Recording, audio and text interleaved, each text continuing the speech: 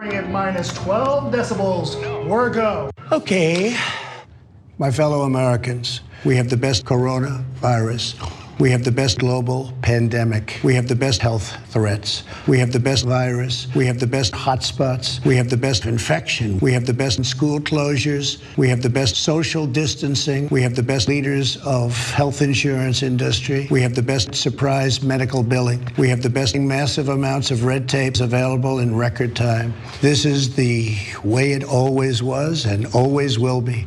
Our future remains brighter than anyone can imagine. God bless you, and God bless America. Thank you. Okay.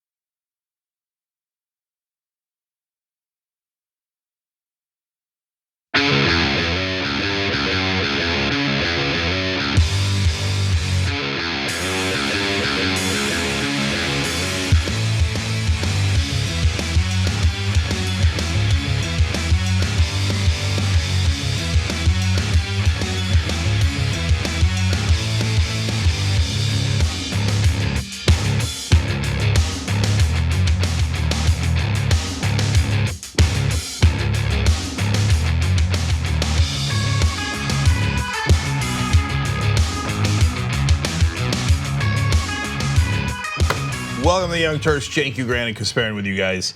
Normally I'm excited overall, and so obviously we got issues with the primaries, but so hard to get excited over that. Keeping it real, but really now the coronavirus, massive panic, yes. And the disease itself is deeply problematic. Yes, the business effects are also deeply problematic, but now I think the panic is the third leg of the problems, and so we've got all three hitting us at once. Definitely, and look, here's the thing though. Luckily, we had our president, our lovely, competent president, address the public yesterday to calm our nerves and to ease some of the pain that people have been feeling in the stock market. No. He did address the public and it went terribly wrong. He was terribly wrong. His solution to this pandemic is terribly wrong. And so why don't we get right into that story? Yeah, let's do it. Okay, so let's do it. We will be suspending all travel from Europe to the United States for the next 30 days. All right, so that's Donald Trump announcing drastic measures that in his mind would combat the spread of coronavirus or COVID-19. But in typical Trump-like fashion, his solutions make no sense because he has decided to implement a travel ban a little too late in the game. In fact, we already have the virus here in the United States. It's already spreading in the United States. It's already causing panic in the United States. And he has decided to go in a direction that he should have been in earlier on. So let me give you more of what he had to say and then we'll break it down. Taking early, intense action, we have seen dramatically fewer cases of the virus in the United States than are now present in Europe. The European Union failed to take the same precautions and restrict travel from China and other hotspots. As a result, a large number of new clusters in the United States were seeded by travelers from Europe. After consulting with our top government health professionals, I have decided to take several strong but necessary actions to protect the health and well-being of all Americans. To keep new cases from entering our shores, we will be suspending all travel from Europe to the United States for the next 30 days. The new rules will go into effect Friday at midnight. These restrictions will be adjusted subject to conditions on the ground. There will be exemptions for Americans who have undergone appropriate screenings, and these prohibitions will not only apply to the tremendous amount of trade and cargo, but various other things as we get approval. Anything coming from Europe to the United States is what we are discussing. These restrictions will also not apply to the United Kingdom. Okay, so there is 1,000 problems there already. First of all, it did not apply to trade and cargo. And so immediately after the speech, the White House had to put out an oops. Immediately after. You're trying to ease people's concerns. The one way that you do that is by showing competence. Don't worry, we got this. Secondly, doing a travel ban on Europe is way too late. So we'll talk more about that in a second. But what Trump is trying to do is more marketing, because that's the only thing he knows. So we'll start the xenophobia. So they started calling it the Chinese coronavirus earlier on Tucker Carlson's show, and then that virus spread to the rest of Fox News, and then it spread to Trump, and now they're saying, oh, it's the dirty Europeans too. And in the context of that speech, he referred to it as a foreign virus because it's thought to be originated in China. And so yes, of course, I mean, look, these types of emergencies, these types of pandemics, disasters are usually exploited by bad actors in politics for their own political reasons. But we can't get distracted by that, and we can't allow that to be the heart of the conversation, and we can't allow it to victimize people simply because of their ethnicity or their race or where they came from. The issues that we're having in the United States right now should be squarely blamed on Donald Trump and his inability to act competently when we have this type of pandemic. Yeah, so I want people to understand that normally what Trump does is he lies his way out of a problem. So he'll say, oh, no, everything is, you name it, any problem that he has. No, our response to the hurricanes was fantastic. It was the best response you've ever seen. And then Fox News will help him lie, and then half the country will believe him, and then you're not down in Puerto Rico, so you don't really know how the response was, and he'll get to get away with that kind of marketing. But when you have a disease that is indiscriminate, it doesn't just pick out Democrats, it doesn't just pick out poor or middle class people, it is indiscriminate. Tom Hanks has it now, Rita Wilson has it, a member of the Utah Jazz has it. So millionaires have it, poor people have it, everybody has it. You can't lie your way out of that. Marketing is not going to help you. Say, oh yeah, the Chinese did it. Oh, we are going to ban the Europeans. Doesn't help you with the disease at all. Alternative facts do not cure diseases.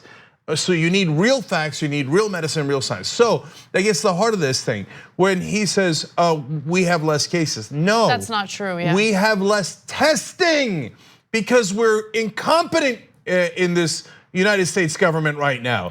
So a couple of days ago, we had done 2,000 tests out of 330 million people. To give you context, South Korea had done 100,000 tests.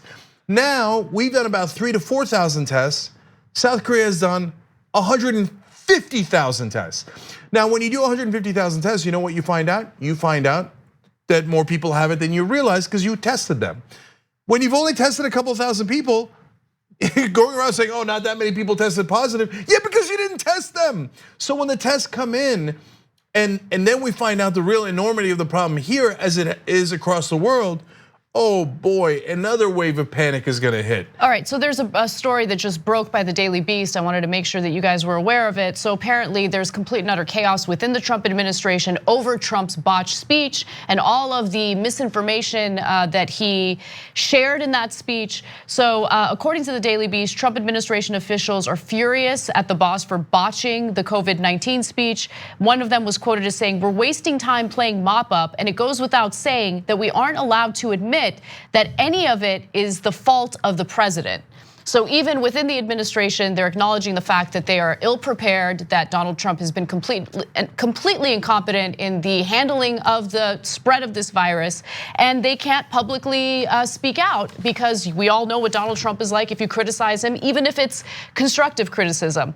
But also understand that while he is banning travel from the European Union specifically, fact of the matter is he's not banning travel from the countries that have his resorts, right? Yes, so for instance, he mentioned the United Kingdom and how the United Kingdom is exempt from this travel ban. Well, the United Kingdom has its own confirmed cases of coronavirus. So what exactly is fueling his decision to ban travel from Europe, but not from the UK?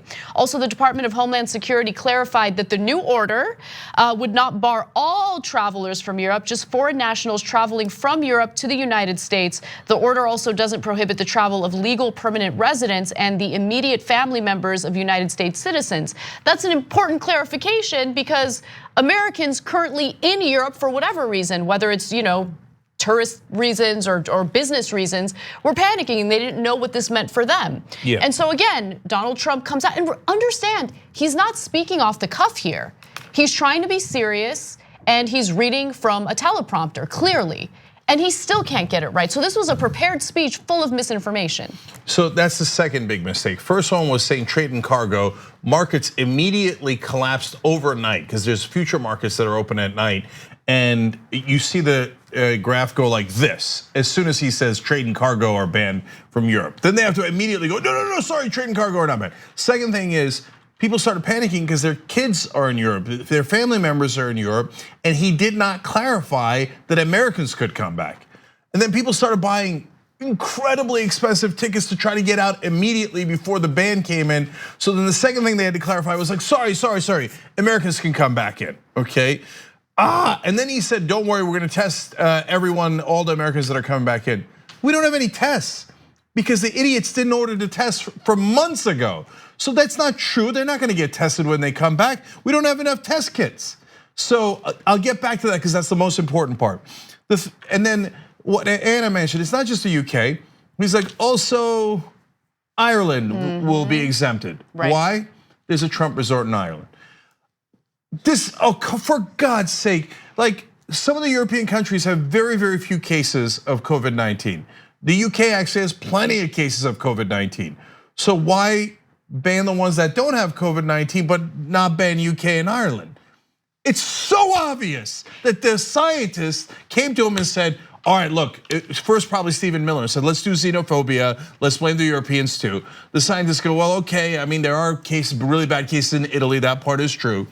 And so if you wanna do all of Europe, and he goes, whoa, I guarantee this is what happened. No, not the UK and Ireland, because he's got resorts there. This is not time for personal corruption, right? But he only looks out for himself, and we know that. And one portion of the Politico article on this matter like really stood out to me because the reason why he did this address and the reason why he wanted to give the appearance of taking it seriously is because what is he thinking about the most right now? His reelection. Right? So Politico reported that Trump even made, one administration official suggested Trump could, quote, kiss a second term goodbye if he failed to strike a more serious tone about the coronavirus outbreak that has already infected several hundred Americans. So he's realizing, oh wait, so my tweets and my attempts to minimize the impact of this pandemic, not working. So I'm worried about re-election. Let me go ahead and put together this ridiculous speech and try to seem serious about it. But he's not serious about it clearly, and he's only thinking about his own self-interest. That's it. So originally his staffers called it a hoax because they go to the same book of tricks. Let's lie about it, let's smear, let's do propaganda, let's do marketing. But again, you can't propaganda your way out of a disease. So now the most important mistake, and Ron Klain talks about this, he was in charge of the Ebola virus response under the Obama administration, former chief of staff to Biden and Obama. Ron Klain is as establishment as it gets. Now, normally I'd be opposed to that kind of thing, but the one thing establishment gets right in both the things that it does to oppress the middle class, etc., but also in situations like this, for good and for better and for worse, is that they are competent. That is what Donald Trump is not. So when they come to oppress you, they're really good at it, okay? But in a situation where you've got a pandemic, their competence is wonderful. So Ron Klain did do a very good job with the Ebola virus response. And so they talked to him and he made terrific points here when New York Magazine interviewed him. He said, look, the first thing you should have done is, as soon as you saw a virus outbreak in China, which was 3 months ago, you should have put somebody in charge of it. They put Mike Pence in charge of it just a couple of weeks ago, barely, right? It should have been 3 months ago. So why does that matter? Because then you immediately do a checklist. What are the different things we have to do? You immediately pull in the top experts in the world on it. And the first thing they would have told you is, you need to be able to test people. We were so disastrously late in getting test kits here in America. Right. So we can't test anybody. So when you can't test people, you don't know who has it, and they're walking around. 14-day incubation period. They're all walking around spreading the disease because we can't test them and we don't know who has it. So there's 1,000 mistakes that were made because of their incompetence. But that's the central one, which now, and by the way, part of the reason Trump won't test himself and why he probably didn't order the test kits in the first place, other than total sheer incompetence, laziness, and he's a buffoon and doesn't know what he's doing, is also because he probably thought, I don't want the stock market to go down. Right. If people find out people have the disease, they'll worry. But you idiot, if we don't find out, now we're gonna find out later and it's gonna be way, way, way worse. And here we are. And even his beloved stock market is now crashing. It crashed worse than any day of 2008. Earlier today, then the Fed took action and it rose back up a little bit, but still down for the day, down for the week, bear market. He cares more about the health of the stock market than the health of the US citizens. Of course. And he botched that as well. So I told you going in, the number one problem with Donald Trump, I told you this 3 years ago, 4 years ago when he was running, is actually not how evil he is. That's a terrible problem. Not how corrupt he is, terrible problem. It's how incompetent he is. Because at some point, you need the president to be competent. And this is that point.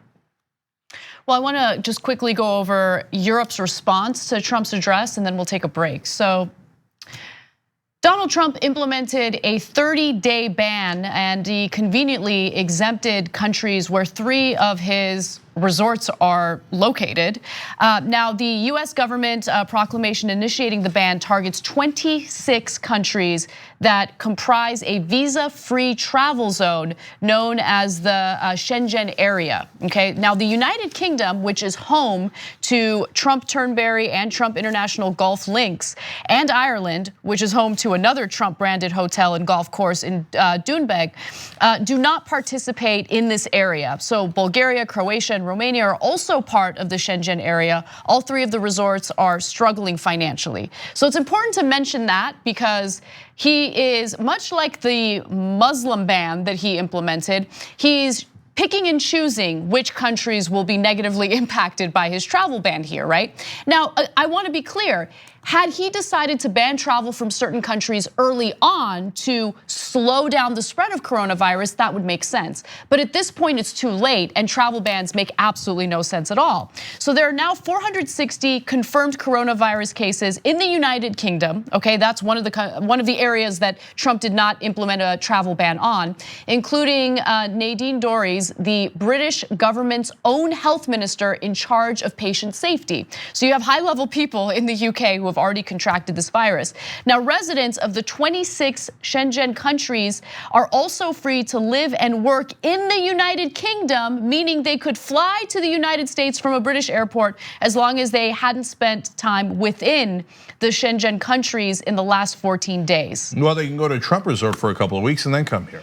So I'm telling you all of this stuff because the way that it's impacting Europe makes no sense. The way that he implemented this travel ban makes no sense. And then you have the European Commission President, Ursula von der Leyen, saying that this was a unilateral decision that Donald Trump made and there was no notification to the European Union. She was quoted as saying, the coronavirus is a global crisis not limited to any continent and it requires cooperation rather than unilateral action. The European Union disapproves of the fact fact that the United States' decision to impose a travel ban was taken unilaterally and without consultation. Because Trump doesn't care about consultation. He can't even sit through an intelligence briefing without losing attention. Like, he can't stand it. So why would you think he'd want to sit down and have a conversation with any other world leader to plan and be prepared for this pandemic? So staffers say that Trump made this decision, quote, on the spot. And they say that not as like a damaging leak, but bragging. Because right-wingers think it's really great when folks make decisions from the gut. Oh, they're decisive, they're strong leaders. No, they're idiots who don't check with anyone else, who don't check with the experts, who don't check with allies, who don't tell them ahead of time, hey, by the way, I'm gonna do a travel ban on you. Since you're my allies, I'm giving you a heads up so you can prepare. I'm about to announce it. And that is a thoughtful, respectful way to do it. So we remain allies and we don't disrupt business, we don't disrupt trade, travel, etc. I'm gonna have to do this, but I'm letting you know. That's how a smart person, a competent person acts. Instead, he's like, oh yeah, I got it. We just banned people. I banned the Muslims before, I banned the Chinese because it's the Chinese coronavirus. Now he's gonna ban the Europeans. And a bunch of morons are in him like, bravo, strong leadership. Let's not tell anyone. And the other part of it is he's lazy. He's so lazy. All he does is play golf. Like Anna said, he can't sit through an intelligence briefing, partly because he has no intelligence and he has no patience. He's like a little child. And they have to, when they give him briefings, you guys know this, it has to be one page because he can't. The president cannot read past one page. You think he's gonna know what to do with COVID-19? This is what we were warning you about for years and years and years. And on that one page, they usually have to put his name all over the place so he pays attention, and they have to put in pictures. So we have an absolute moron as president. Now, I didn't tell you that because, oh, we're gonna do political attacks against him. I told you that as a warning for something like this. When you have something really dangerous that requires competence, and you have a guy whose idea of being president is this: when do I play golf? Where are the pictures? Where's my name? Okay, what are they doing saying on cable news? What are they saying about me? What are they saying about me? I'm the most important person. I'm so good with words. I'm so good with diseases. He said earlier, a couple of days ago, that probably nobody knows about this disease more than he does. And he said that the doctors were amazed at how much he knew and that maybe he should have been an expert on this disease instead of being president. See, that's the ravings of a lunatic mind. I didn't tell you 25th Amendment for all those years because I was trying to do a political attack against him. I told you because it's real. So he does this speech. He makes 3 massive mistakes in the speech because he didn't prepare because he's lazy. Oh, I got it. I'll do the homework on the way to school. I'll do it on the bus, okay? You know what kind of bus? Anyway, so and then he gets out there. And he's like, oh yeah, trade in cargo or ban. They're like, no, it's not. The Americans can't come back. Yes, they can. Okay, well, don't worry, all the treatment's gonna be free. The insurance companies afterwards are like, no, it's not. So they had to pull that one back. So why do you think the market's panicking? There's 2 reasons. One is because it's real. The NBA season's been suspended, the March Madness is canceled, you name it, right? It's real, there's a real disease. You can't wish it away, you can't lie it away, okay? The second reason is they have no confidence at all that we have leadership that can address the scope of this crisis, and they are correct. They know, and they've known all along, they didn't mind it when they were getting trillions of dollars in tax cuts, but they've known all along that there's a buffoon in charge. Now, when you need someone smart in charge, they go, oh, sell everything, because there's no way in the world Trump can handle this. And here we are, that's exactly what's happening. All right, well, when we come back from the break, we're going to give you some more information, just fact checks on the coronavirus. Unfortunately, Donald Trump's speech led to a lot of misinformation that we wanna make sure that you guys have the real info on, and then later we'll give you the address that Bernie Sanders and Joe Biden gave in response to Trump. Yeah, guys, one more thing. That third mistake that I briefly mentioned, I want to talk more about that when we come back, because that is so telling of what's wrong with the country even before the coronavirus came. But the coronavirus is highlighting. Same thing on the economy. We'll talk about both of those things. It's so important when we come back.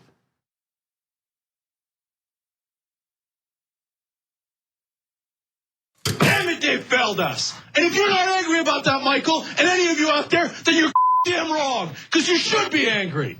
Young Turks. It was genuine. He was mad. Cenk Uygur, known online as one of the Young Turks, isn't afraid to throw some punches. 3, 2, 1, fade up. Cenk the Turk Uygur. What kind of TV station is this? The whole point is for me to yell and scream and tell you what I think. It was right out of like Wayne's World. This guy on this little rinky-dink website is speaking truth to power. We've been averaging 600,000 views a day, beating most of the cable shows in America. We're the largest online news show in the world. We're celebrating our 1 billionth view. Television, we're coming.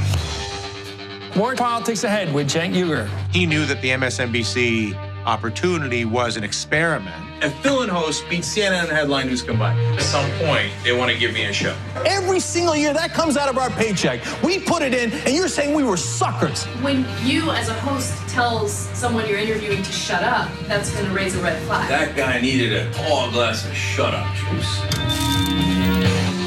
If President Obama's doing the wrong thing, I'm not going to tell you that he's doing the right thing so I can, quote, support him. He says to me, "You won't believe the meeting that I just had." The head of MSNBC talked to me. And they want him off the air. Cenk took an incredible risk. We're supposed to challenge the government. That's the role of the media. The Democrats and the Republicans are here to screw you. And who on the air is saying it? I wouldn't have done what he did. That if I'm going to be a talk show host, I should be the biggest talk show host in the country. I don't think anyone else does it better. I don't think anyone's even close.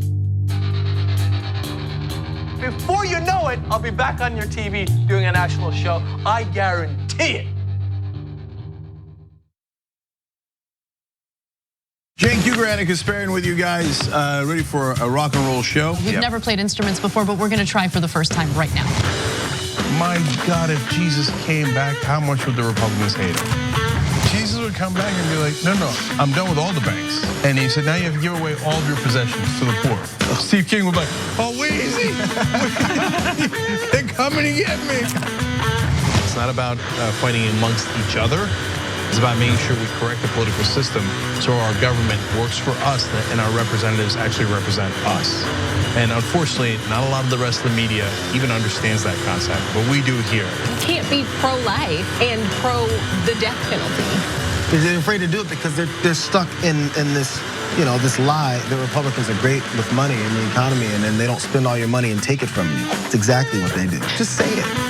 Okay, we're about to have some fun on the show. Strap on. That's not a thing. She's gonna fall one of these days. One of these days she's gonna fall. Okay. All right, we gotta do the story. This country is not run by the people for the people.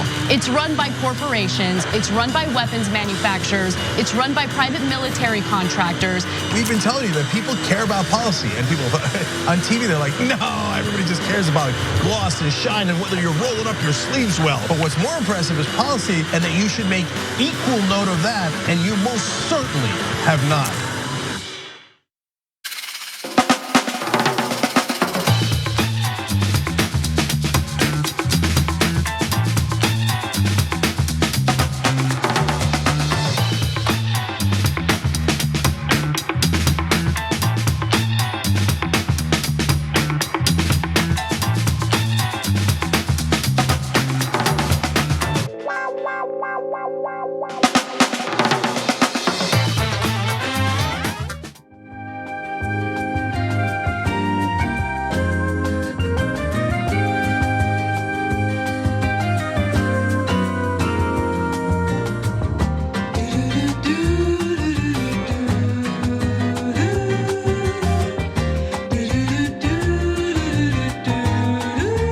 All right, back in the Young Turks.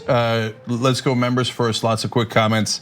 Thomas says address the public and it was disastrous. A planned written speech and he tanked it. That's because, again, he's lazy, didn't do the homework. Stephen Miller's an idiot who writes his speeches, and they thought they could just blame other people and be done with it. Remember, he fires people who disagree with him. If you disagree with him even a little bit, he'll get rid of you. So anyone who might be even a little, competent, he gets rid of. Yeah, actually, Pence is in a lot of trouble. Yeah. Almost certainly will blame Pence for all of his own mistakes. So Nikki Haley, start warming up in the bullpen. Okay, not playing. Anyway, Pale Blue Dot says watching Trump try to read is just brutal.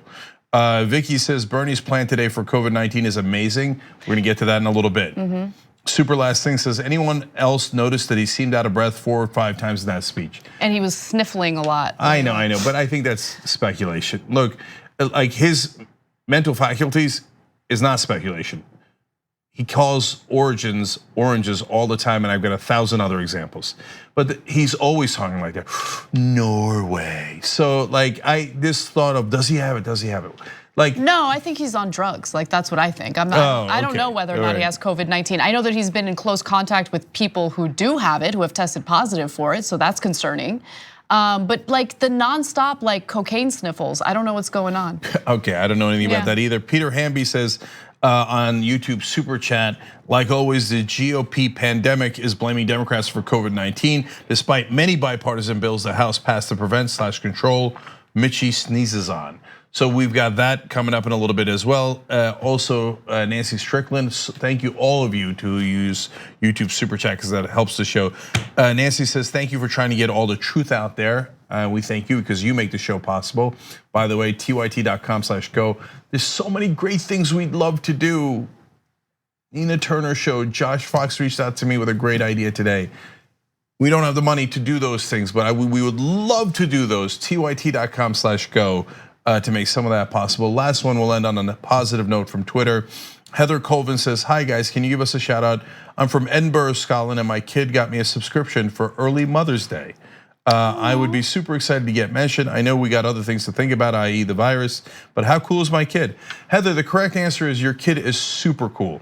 So thank you for being a member and thank you for watching. We appreciate it. And thank your kid for us. All right, a quick update on our affiliate program. So for anyone who's watching, you're interested in maybe helping the show and maybe even helping yourself, we have an affiliate program that you can look into. Just go to tyt.com/win-win and you can help us sell memberships, which of course keep this company and this show sustainable. You make a 20% commission for every member you sign up. And that's pretty awesome. And more importantly, you help independent sources like ours.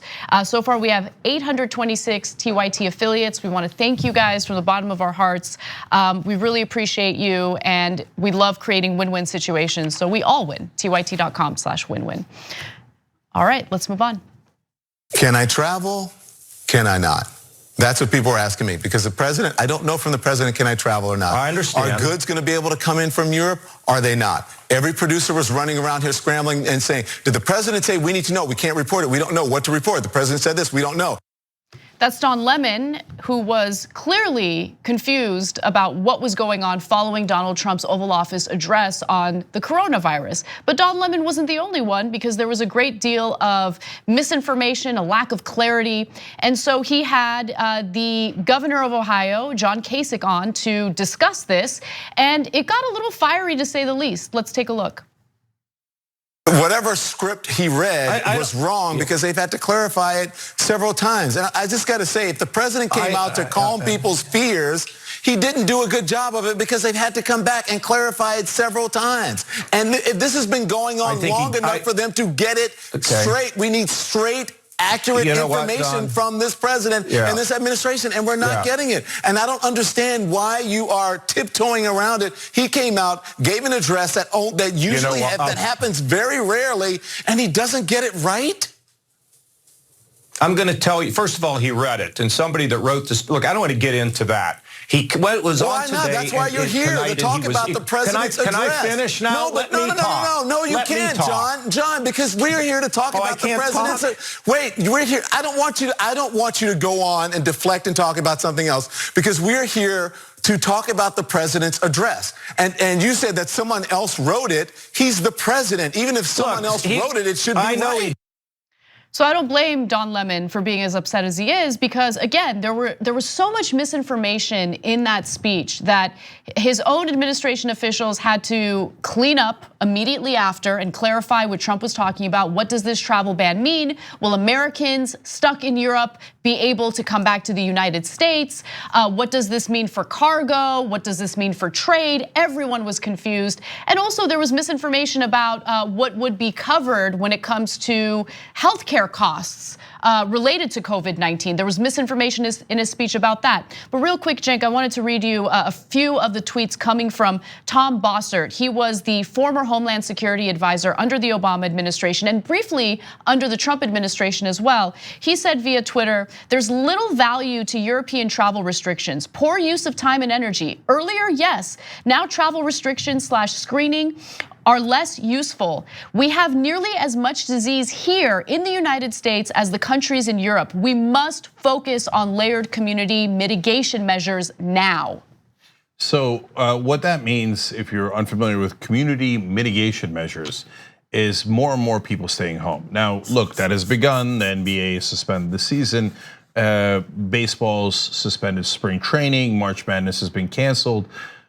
But how much are we going to do? Are people going to stop going to restaurants? Well, okay, that could be devastating to small business. It could be devastating to big business. That's already happened, by the way. My husband is in the food service industry and he's been called off work. It's been a complete and utter disaster. People who work in that industry are being hit very hard. People in the gig economy are hit very hard. Yeah, the only place that's doing well is the grocery stores. I went there blithely today, forgetting that we have COVID-19. I was on a phone call.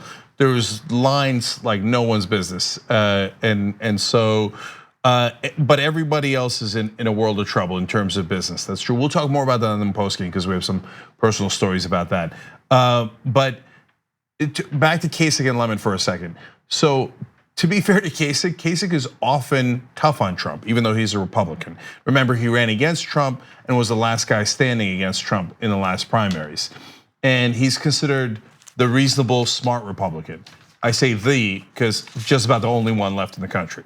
So there, Lemon really didn't give him much of a chance to respond in that clip, to be honest. And so I can see why Kasich was frustrated. At the same time, Anna's right, Lemon's right to be frustrated because there's mistake after mistake. And Kasich says, I don't want to talk about it. I know why he doesn't want to talk about it, because he'd have to say, yes, the president is an idiot. It's his responsibility to know what's in the speech, to ask about what's in the speech, to make sure that it's correct. The buck stops here. That's what Harry Truman said about the Oval Office. And so Kasich's in a difficult position. I don't even know why he's on TV. He's a guy generally not predisposed to defending Trump. He's put in a position to defend Trump, and of course he can't do it. Nobody can defend Trump. Well, I mean, he certainly attempted to. So while he might have a history of being more critical toward Trump compared to other Republicans, that was not the case in this interaction with Don Lemon. In fact, take a look at this next clip. I think it was fine. That's what I think. You think inaccurate information that you have to come back and clarify 2 or 3 times, you think that's fine? Look, I thought he did fine. That's what I thought. I thought he had the right tone, and he no longer played around with, we're going to blame Democrats or forget this stuff. I hope he's trying to move forward because he understands the seriousness of this situation. Now, the fact that they clarify, it isn't unusual in a speech for somebody to clarify something, okay? But I don't think that the tone he showed tonight takes away from some clarification. I think he set a serious tone. That's what I wanted out of him for a long time, and I think we got it. So the bar is set extremely low because Donald Trump is such a child and he makes such a mockery of out of any serious situation that the standard now is, can he be serious about it? But I wanna note something that's incredibly important that I don't think is getting enough media attention. It's something that Donald Trump did within his own administration that's been a complete and utter disaster. So according to Obama's Ebola czar, because remember there was an Ebola outbreak under the Obama administration. This happened in Africa, and I think that Obama and his administration did a good job containing it. Great job. Yes, a great job. And so his Ebola czar was interviewed by New York Magazine, and he said the following. In 2018, President Trump abolished the White House Office on Pandemic Preparedness. So there was a whole bunch of people who were supposed to be getting ready for this event, and we got rid of them. And so I want to say one more thing about that. This is the cost of tax cuts for the rich. So they do a $1.9 trillion tax cut that goes predominantly to the top 1%. Then they turn around and go, well, we don't have money left for pandemics anymore. Oops. So now Kasich is also part of that. Kasich is part of the Republican establishment. They love tax cuts for the rich. They love tax cuts for corporations, which is what Trump did. So that's the one reason they can tolerate him. They're like, oh, he's an idiot. Here, Kasich's bar was, at least he didn't do any more conspiracy theories, and he wasn't a child throwing paper towels at people who had suffered through a hurricane. So he's like, he cleared the bar. He didn't seem challenged as he spoke that day, even though he was riddled with errors and inspired no confidence. That's the lowest bar in history. But part of the reason Kasich doesn't mind Trump overall, like the rest of the Republican Party, is because at least everybody got all their donors got the tax cuts. Right. But the cost of that was, oops, we're not ready for a pandemic. All these lives are lost. Well, that's not the Republican Party's problem. That's your problem. And by the way, it is the country's fault for electing Republicans. That's what they do every time. They absolutely destroy the budget. They give everything to the rich. They give everything to corporations, and then they cut. Certainly for the poor, but also for the middle class and also for healthcare. He also cut from the Center for Disease Control. Oops, oops. Now, all of us suffer because you voted for Republicans and you put this clown into office. But it is kind of incredible how this whole situation has led to a collapse in the stock market. And so investors are upset. Investors are incredibly upset. So guess what? Out of nowhere, the Federal Reserve is able to find trillions of dollars to, pump into the markets to make investors feel better. So I bring that up because there are people right now who don't have health care. They're worried that if they get this virus, they're gonna die, or an elderly person in their family with a compromised immune system is gonna die. Is the Trump administration or the Federal Reserve, anyone in government worried about them? Because right now, it seems like the only action that's being taken immediately, without any debate, is doing what it takes to help the stock market, help the investors. And I get it, there are some people, hardworking, good people, they're not billionaires, right? Who have invested in their 401ks and they're worried about their retirement. But they're not the ones that the government is listening to. They're not the ones the Federal Reserve is concerned about. They're worried about these big time investors who are seeing a huge dip in their wealth. I'm sure any second now, Anderson Cooper is gonna ask, how are you gonna pay for that?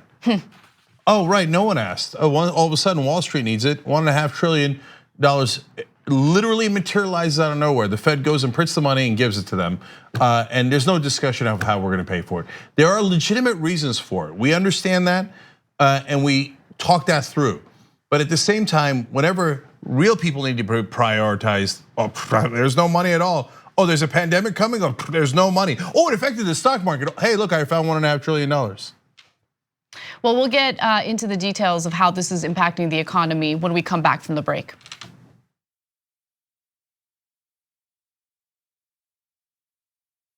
Many of you already know that the TYT Army has been officially organizing for the past year, and the Army is constantly growing, too strong. They're making decisions on which candidates and elected officials to help, and always coming up with ways to inform people about progressive policies. Now, we want to give a huge shout out to some special volunteers and highlight accomplishments of our TYT Army. You're making all the difference. In Detroit, Michigan, Captain Sterling Sherman organized a team to attend the 15th annual UMaCon event to gather more signatures for the Progressive Economic Pledge, which you can also sign, by the way, at tyt.com/pledge. Here's what he had to say. The anime community is a vital influence in the fight for net neutrality, higher wages, and benefits like healthcare. Many people signed the Progressive Economic Pledge on my phone, and one guy knew who we are and wanted to volunteer. Love it again. I also went to a panel called #BlackGirlsAreTheGame, where they talked about the lack of good representation of black women in video games in the industry.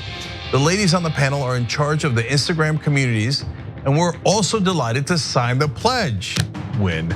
Thank you, Sterling and the entire team who helped make this happen. You are TYT. To learn more about the TYT Army and how you can help from home or even start your own team, head to tyt.com/army. And PS, check your spam folder for lost emails to stay up to date with our events.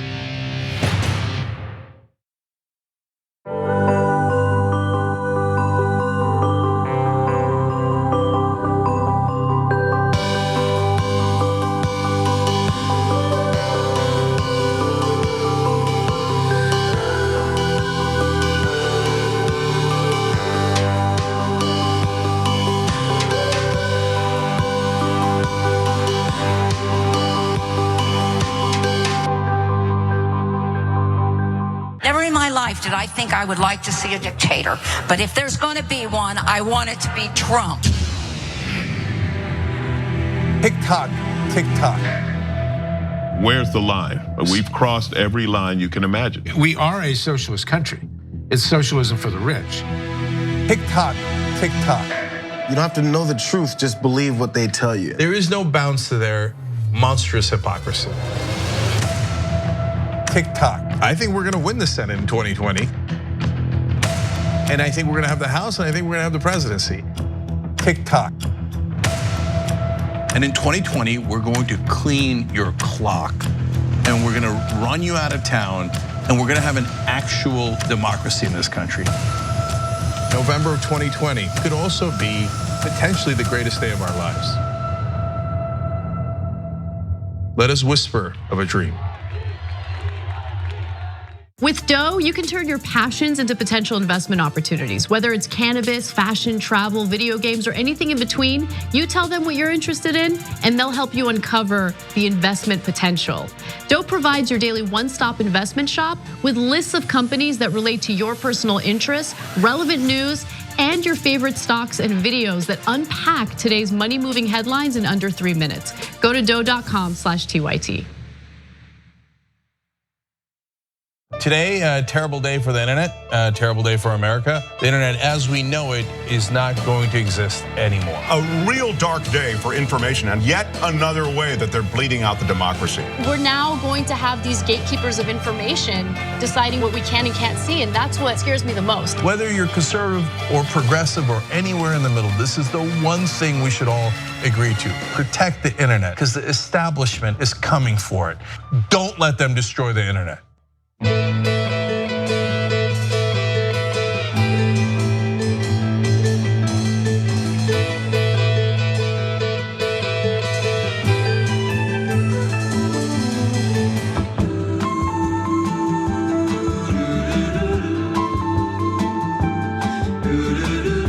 All right, back on the Young Turks. There's so many comments here, including relevant experiences you guys are having with the COVID-19 situation.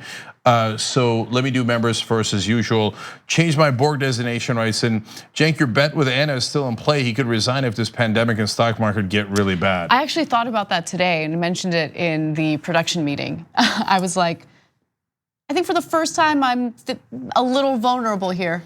Yeah, so let's talk more about it in the postgame, because I actually have something slightly outrageous to say. Okay. What a shocker. TYT.com/join. Jay says this is why you don't have a failed reality TV star as your president. And Marius writes in, after hearing about how Chinese restaurants have been affected, I was really proud of my brother for deciding his birthday dinner with the family this week will be at a Chinese takeout. Because of course the Chinese restaurants in America have nothing to do with the outbreak in Wuhan, China. They have nothing to do with it at all.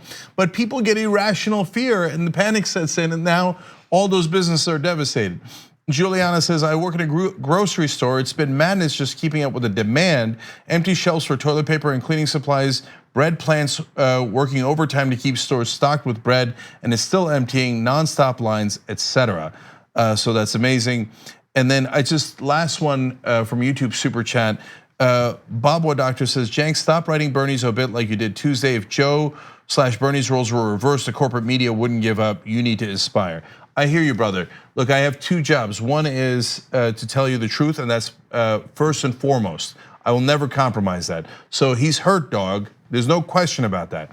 But it's not over. If it was over, I'd tell you. I'd tell you immediately. There is still a chance, and we'll see how all this plays out. Because of this, and we're going to talk about it in a little bit. I mean, we're really not going to have Medicare for all. That's amazing. It's amazing. Yeah. So this is super relevant, and I'll give you that. Yes, I'm also progressive. Yes, I'm oftentimes an activist, and yes, I root for people. But I'm honest about that too.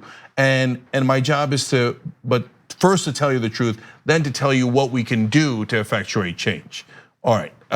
Can I see, speaking of effectuating change? I know I didn't warn you guys. The thermometer, TYT.com/go. It's still so important, guys. 158, 212. You guys are amazing. Please, let's keep that going.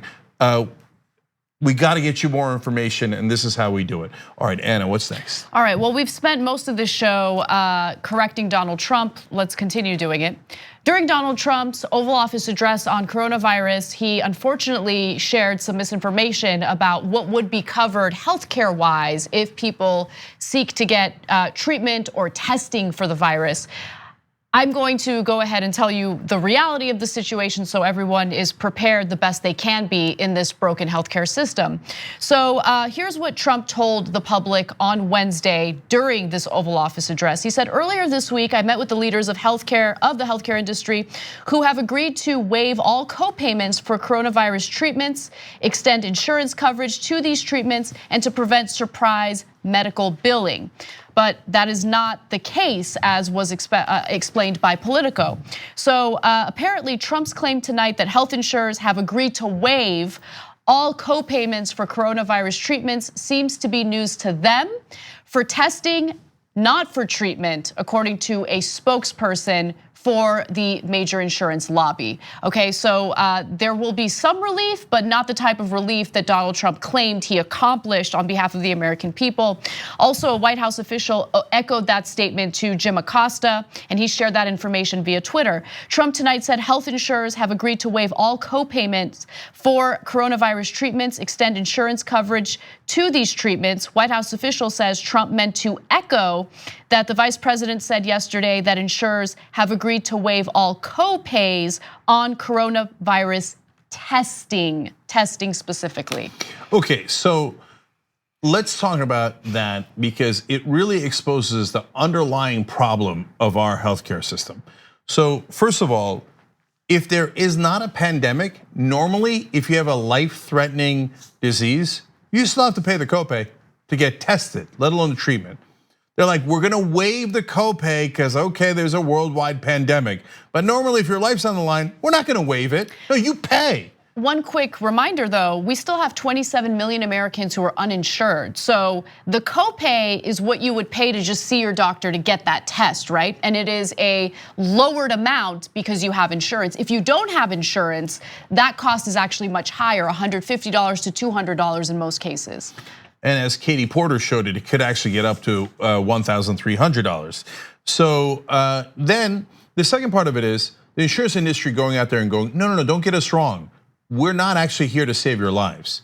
We'll just do the test and waive the copay. But the treatment, nah, copays, deductibles. If you got a really high deductible, we will bankrupt you. And those are only for the people who are insured. And those are only for the people who are willing to go to the doctor knowing they have a high premium or a high deductible. Because if you have a high deductible, people won't go to the doctor anyway, they won't get tested. And if they get sick and they die, insurance goes, good, I save money. No, but you have to understand something, that is their business model. Anyone who tells you otherwise is lying to you. It's super obvious. They wanna maximize revenue, which means charge you as much as possible for health insurance, and they wanna minimize costs, which in their industry means paying out as little as possible for your treatment. So that's how they make money. So in this country, if you don't have insurance and you get coronavirus, yeah, there's an excellent chance you'll die. You'll go to the emergency room too late. It'll cost the rest of us way too much money at that point, and it might be too late and you might die. And if you do have insurance, for the folks who can't afford their deductible, which is a giant number, we will bankrupt you. We will not cover your treatment. So I want to show you this chart from the American Medical Association because you're right, Cenk. The cost is actually much higher than even I thought it would be. And if you look at this chart, it shows you the cost of everything from the blood tests to the office visits, and it breaks it down by minutes. So if you see a doctor for 15 minutes and you are not insured, it's about $150. If you are insured, $74, okay? If you see a doctor, your doctor's visit is 40 minutes. If you're without insurance, you're gonna pay $327 on average compared to $161 if you are insured. I mean, this is a complete and utter disaster. Look at the emergency visit at the very end, high severity threat. If you don't have insurance, you're paying over $1,000. If you do have insurance, you're paying on average $443. This is madness, right? So the rest of the developed world, if they're watching this, they just can't believe their eyes. Really, in America, if you have a life-threatening disease, they're gonna make you pay all this money, and if you don't, what happens? And I know that you can't believe it, but yes, in America, we let people die. So if you're really poor, there are things like Medi-Cal, and you can go, and Medicaid, and you can go and get treatment, but you're gonna get treatment only near the end. Yes, you can go to the emergency room, but near the end when it's oftentimes too late, and it winds up being incredibly expensive for the whole system. That's why it's less efficient. That's why in America we pay more than the rest of the developed world. And for some in the middle class who can't afford the copays, premiums, and deductibles, no, we don't cover them. And if they don't have the money, even if we get them the treatment, whether it's too late or not, we will take their house, we'll take their car, we will bankrupt them, and we'll put them out on the street. And I want to debunk something that was sent to me on social media. It was Politico did this story about how in Italy, their healthcare system has been overburdened by the number of coronavirus cases. And as you know, Italy does not have a healthcare system like here in the United States. It's universal, there's more government intervention. And I bring that up because the issue with Italy, and we would have the same issue here if we had a single payer system, is that Italy did not do enough to contain the virus and to quarantine people, to test people. And so the cases really shot up because the government did not do enough, right? We would have the same problem, we're likely to have the same problem here, which is why, look, it's important to slow down the spread of the virus. That's what health officials want to focus on, and Italy didn't do enough ahead of time. Go ahead. Yeah, two more things about that. Number one, no, it's just that they're further along in the process and they've done more testing than we have. So right now, former Trump administration officials, former Obama administration officials are all warning, governors are warning, the hospitals are about to get overrun. So we have private insurance. So when our hospitals get overrun and you can't get an appointment, what's gonna be your excuse? They love to say, oh, the long lines, if you actually take care of people. Right. Well, we're gonna have long lines too, because a lot of people are sick or they're not sure they're sick, they need to get tested. So again, I've waited over a month to get an appointment in different times, and I have private insurance. Private insurance also has giant bureaucracy. But now, most importantly, there's one candidate left in the race who's for Medicare for All, where if you have the coronavirus, you won't have to worry about paying for testing or paying for treatment. And yes, that system costs less. Yes, it does. It does for every country who has it. Every one of them pays less than us. In fact, half of what we pay. Okay, so can I get a single reporter, if a single reporter exists in the country, to ask Trump or Biden, what do you want people to do if they can't afford treatment for the coronavirus? Because Trump had to clarify, no, the insurance companies are not going to pay your copays. They're not gonna pay your deductibles. It's not going to be free. No, if you don't have the money, they will let you die or bankrupt you. So isn't it the most obvious question in the world to ask Trump, but also Biden, who's also against Medicare for All? So if someone has coronavirus and they can't afford to pay, what do you want them to do? Because this is your system. You're the one in favor of it. So tell us what you want them to do. And they should explain. The reality is, if you're not for Medicare for All, yeah, they should get bankrupt and we should take their goddamn house, or maybe they go and die. That's their actual answer. They might not say it that way, but that is the facts of their answer. Well, look, why don't we take a break? And when we come back, we'll talk about what Biden's answer is, because he actually did address coronavirus today. And luckily, so did Bernie Sanders. And I think it's important to juxtapose their responses so we really know what we're getting ourselves into when we vote in this Democratic primary. We'll be right back.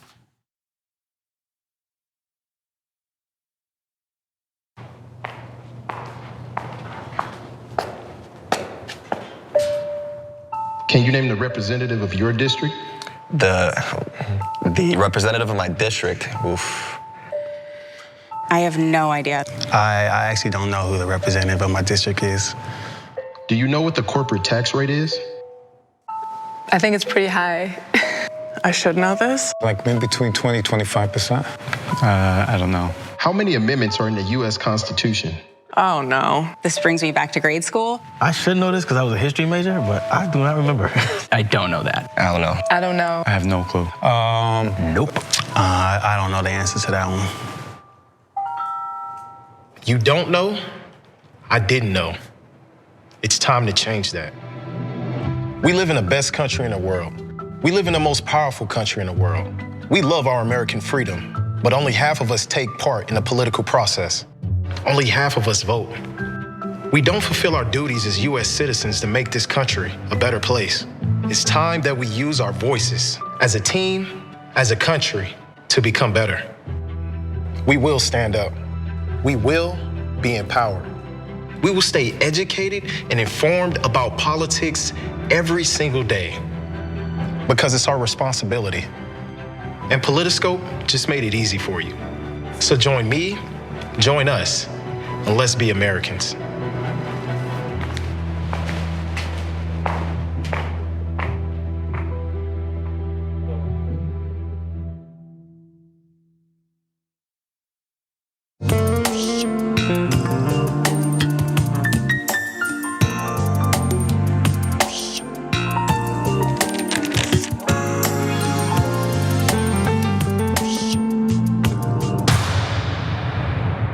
The TYT affiliate program's finally here. Now you think, finally, I didn't know about it, but I did. I've been waiting to do this for a long, long time. Why? Because it's the best win-win we got. When we make money, you make money. When you make money, we make money. Hey, that's how we're supposed to do it as progressives. We're supposed to do it together. So this way, we're not the Young Turks, you're the Young Turks. How many times have I told you that? And now in this case, that actually even applies to us selling membership together. Now look, another part of the win is that you get to spread the message about the progressive point of view. And that's awesome. So we're doing good in the world, but on top of that, you get commission on it. So all you gotta do is set up your free account. Once you complete that easy process, you receive your free personalized link, and then you start sharing that with everybody, and then voila, you're in the ball game. Look guys, I'd ask you to do this anyway because it's important to spread the message and it's important to keep the lights on to support independent media and the home of progressives. But in this case, I think it's even better because then we get to grow together, and every little bit helps, not just for us, but for you guys. So if this could be a nice way to get a little bit extra cash while doing something wonderful in the world, well, I love that. So that's why we thought of this, and we hope that you participate. And I'm really, really psyched about it. Let's do this together.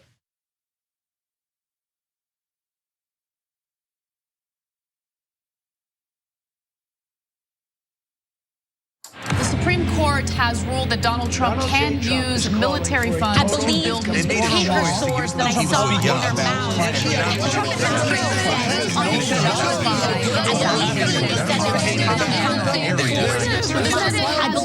To acquit Donald Trump. 2020 is endgame.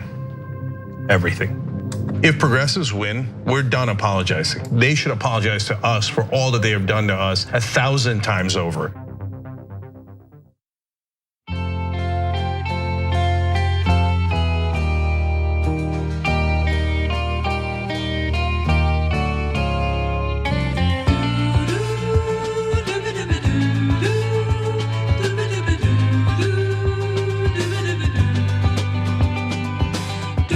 All right, back on the Young Turks. There's so many great comments here. Let's start with our members.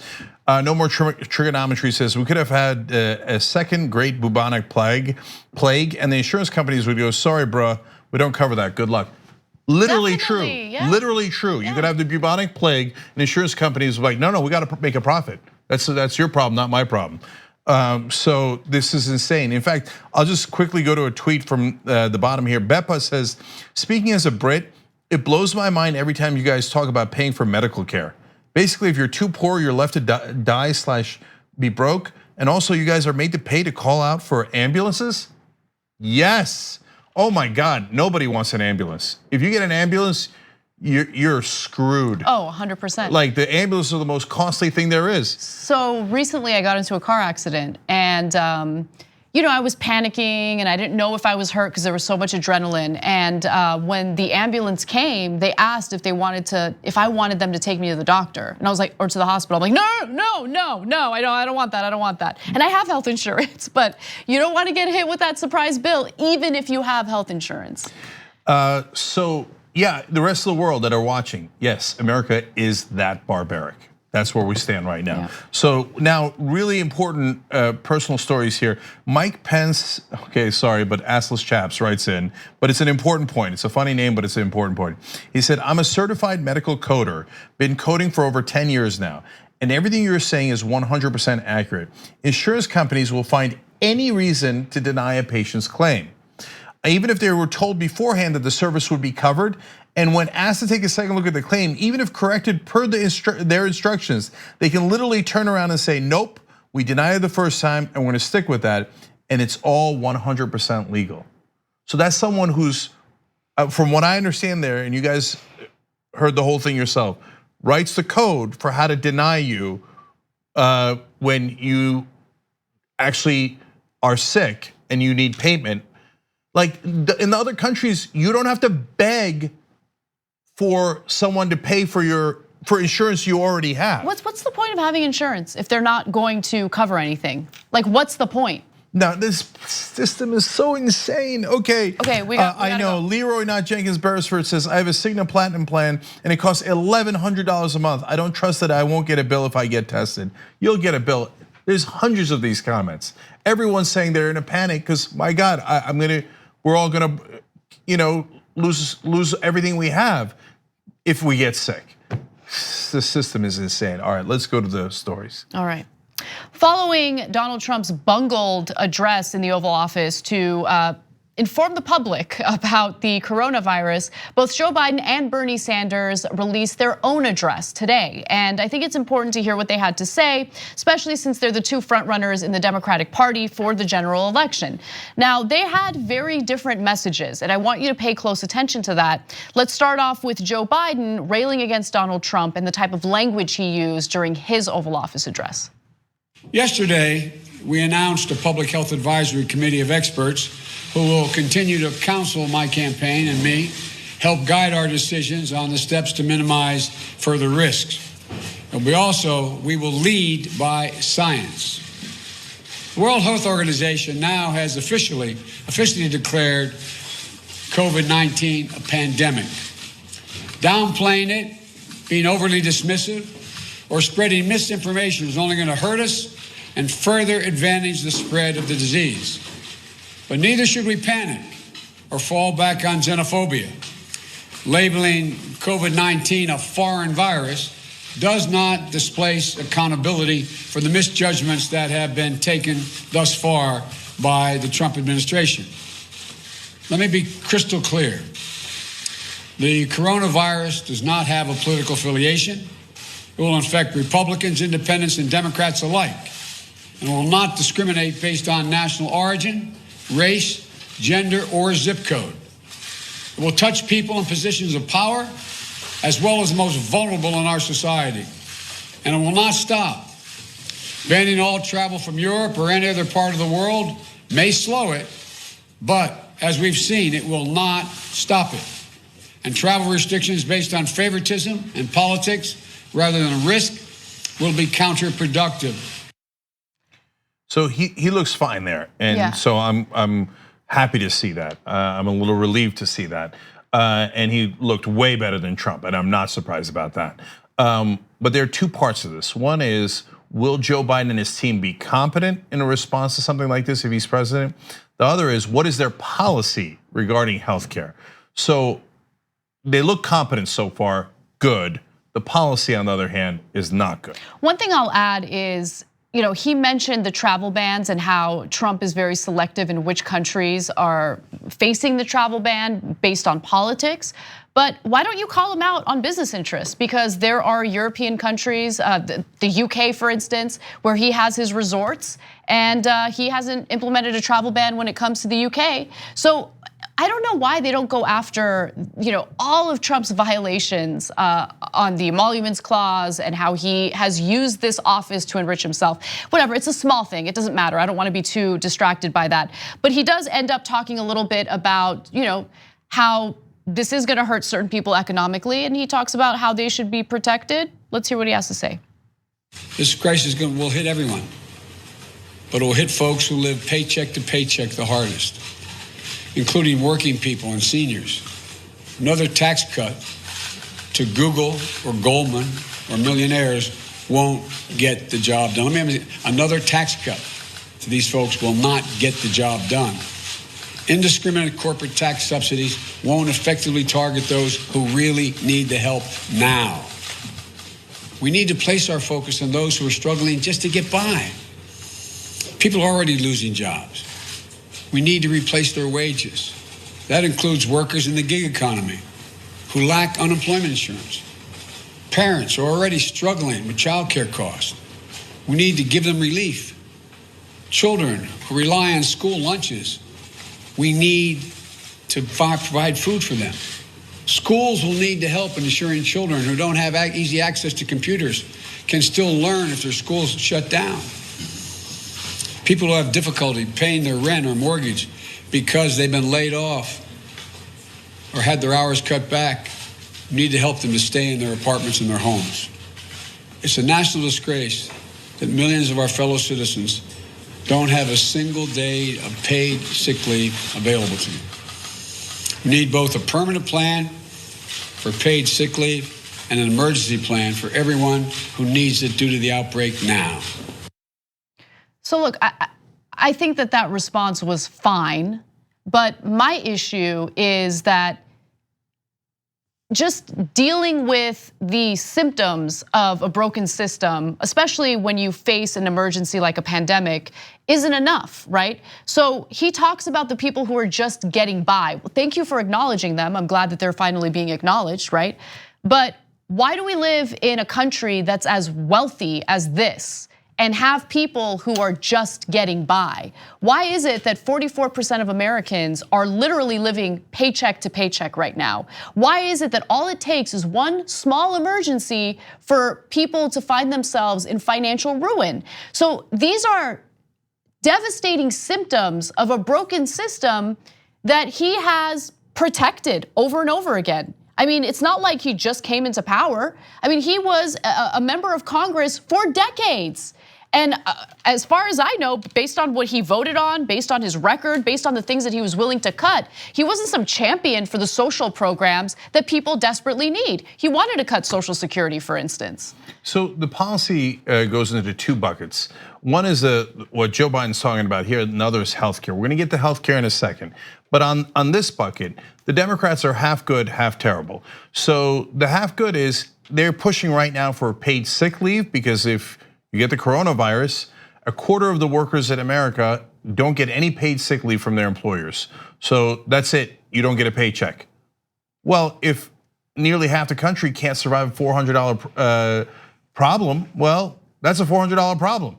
And so we're gonna bankrupt everyone who's in that 44% if they get sick. So Democrats are pushing for that. Joe Biden is pushing for that. They're pushing for unemployment insurance because a lot of folks are getting laid off because businesses are slowing down. So those are the good parts of what the Democrats do, and significantly better than Republicans. That's why in the general elections, yes, you should vote for Democrats over Republicans because at least they have those good policies. By the way, a heartbreaking fact, in New York City, 114,000 kids are homeless that go to the New York City schools. They get free food at the schools. When they don't go to schools, when the schools get shut down, they go hungry. So this is the America we live in. Now, the bad parts of Biden's policies and the Democratic Party's policies. Well, Biden is the author of the bankruptcy bill. That's what doesn't allow you to discharge your debts, especially if you're a student. He was back then known as the senator from MBNA, which was a credit card company. His nickname was that he was the senator from a credit card company, because he wanted to make sure that the credit card company could crush you and make sure that they get everything out of you and make sure that they can attach your paycheck so that they can get money from that. I mean, it was so bad that it inspired Elizabeth Warren to get involved in politics, right? That's right. So I'm really happy that she endorsed Bernie Sanders. Oh yeah. She hasn't. Okay.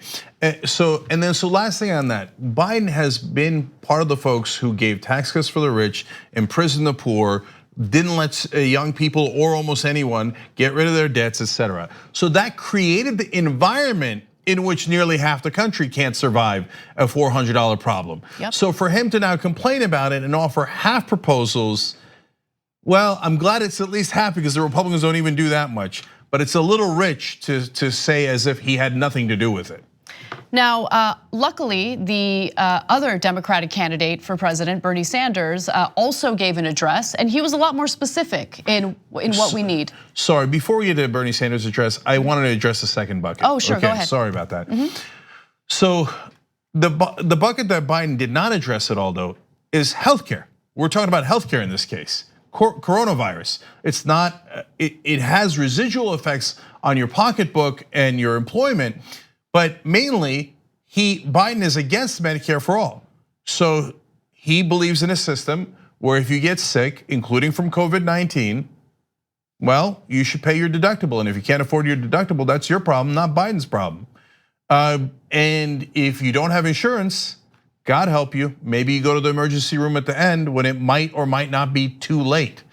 So that is the system that Biden believes in. He says, public option will help around the edges.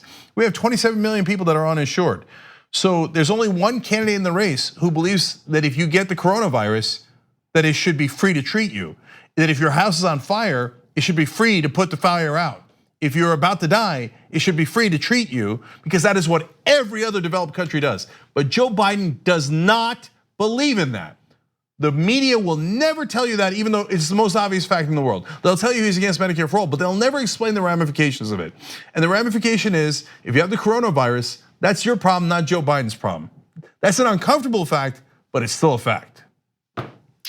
So let's talk a little bit about what Bernie Sanders did. Bernie Sanders released an address to inform the public about what's really happening with COVID-19, the coronavirus, and he drew attention to what many Americans already know. We have a broken system that unfortunately leaves us ill-prepared for this type of pandemic. So he talked about one of the most important issues that's impacting Americans today, what we need to do to fix our healthcare system. Take a look. Unfortunately, as I think the American people increasingly understand, our country is at a severe disadvantage compared to every other major country on earth, because we do not guarantee health care to all people as a right. And as we speak, some 87 million Americans are either uninsured or underinsured. And when you are uninsured or underinsured, you hesitate about getting the medical care you need because you cannot afford to get that medical care. The result is that millions of our people cannot afford to go to a doctor, let alone pay for a coronavirus test.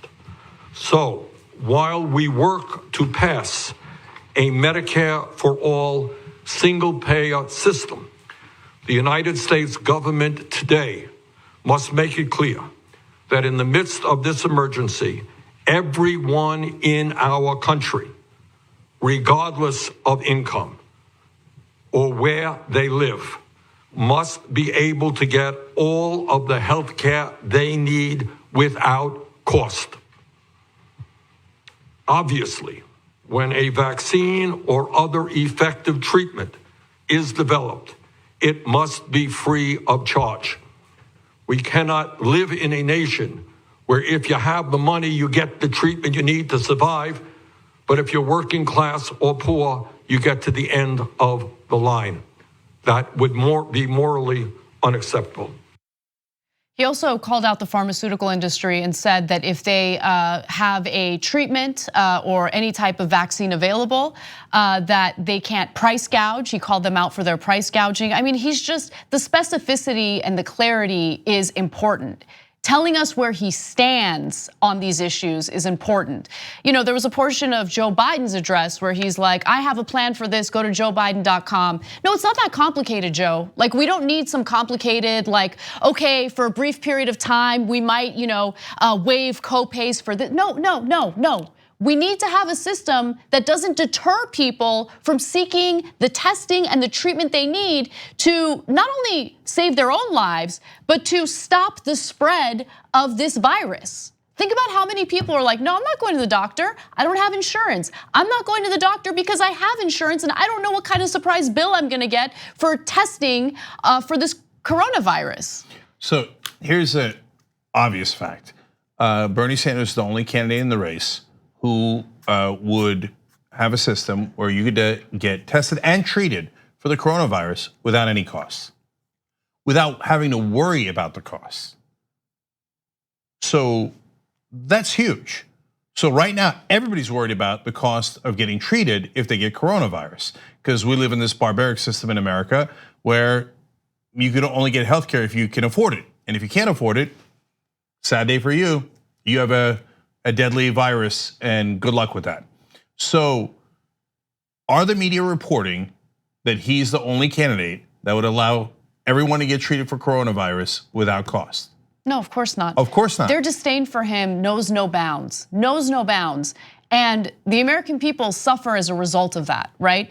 Because on one hand, you have someone like Joe Biden who literally said that if Medicare for All passed in Congress, which would be a difficult thing to accomplish, he would veto it. Why? Why would you veto it? It's because he takes money from the health insurance industry. It's because they've helped him politically. They've been his donors. So that's all that matters to Joe Biden. The lives of Americans don't matter. And I find it so funny how there's all this fear mongering about socialism, right? Oh, socialism, it's so scary. We don't want socialism. Okay, but the response, by the way, to things like what's happening right now with this pandemic is what? It's socialism, right? Where do you think all of this emergency funding comes from to respond to this pandemic, to extreme weather conditions like hurricanes, for instance, that lead to devastation in parts of this country? Those are socialist programs. Preach it. I hadn't thought of it exactly in that framing. You're exactly right. What is the first thing that was demanded of Donald Trump? Make sure that everyone could get tested for free. Who's going to pay for it? Well, either the insurance companies or the government. Or the government's going to help the insurance companies pay for it. Well, that's socialism. Well, I thought you guys all hated socialism. No. When you're in trouble, the first thing you demand is socialism. Whenever there's a hurricane, I need the government to pay for it. You demand socialism, right?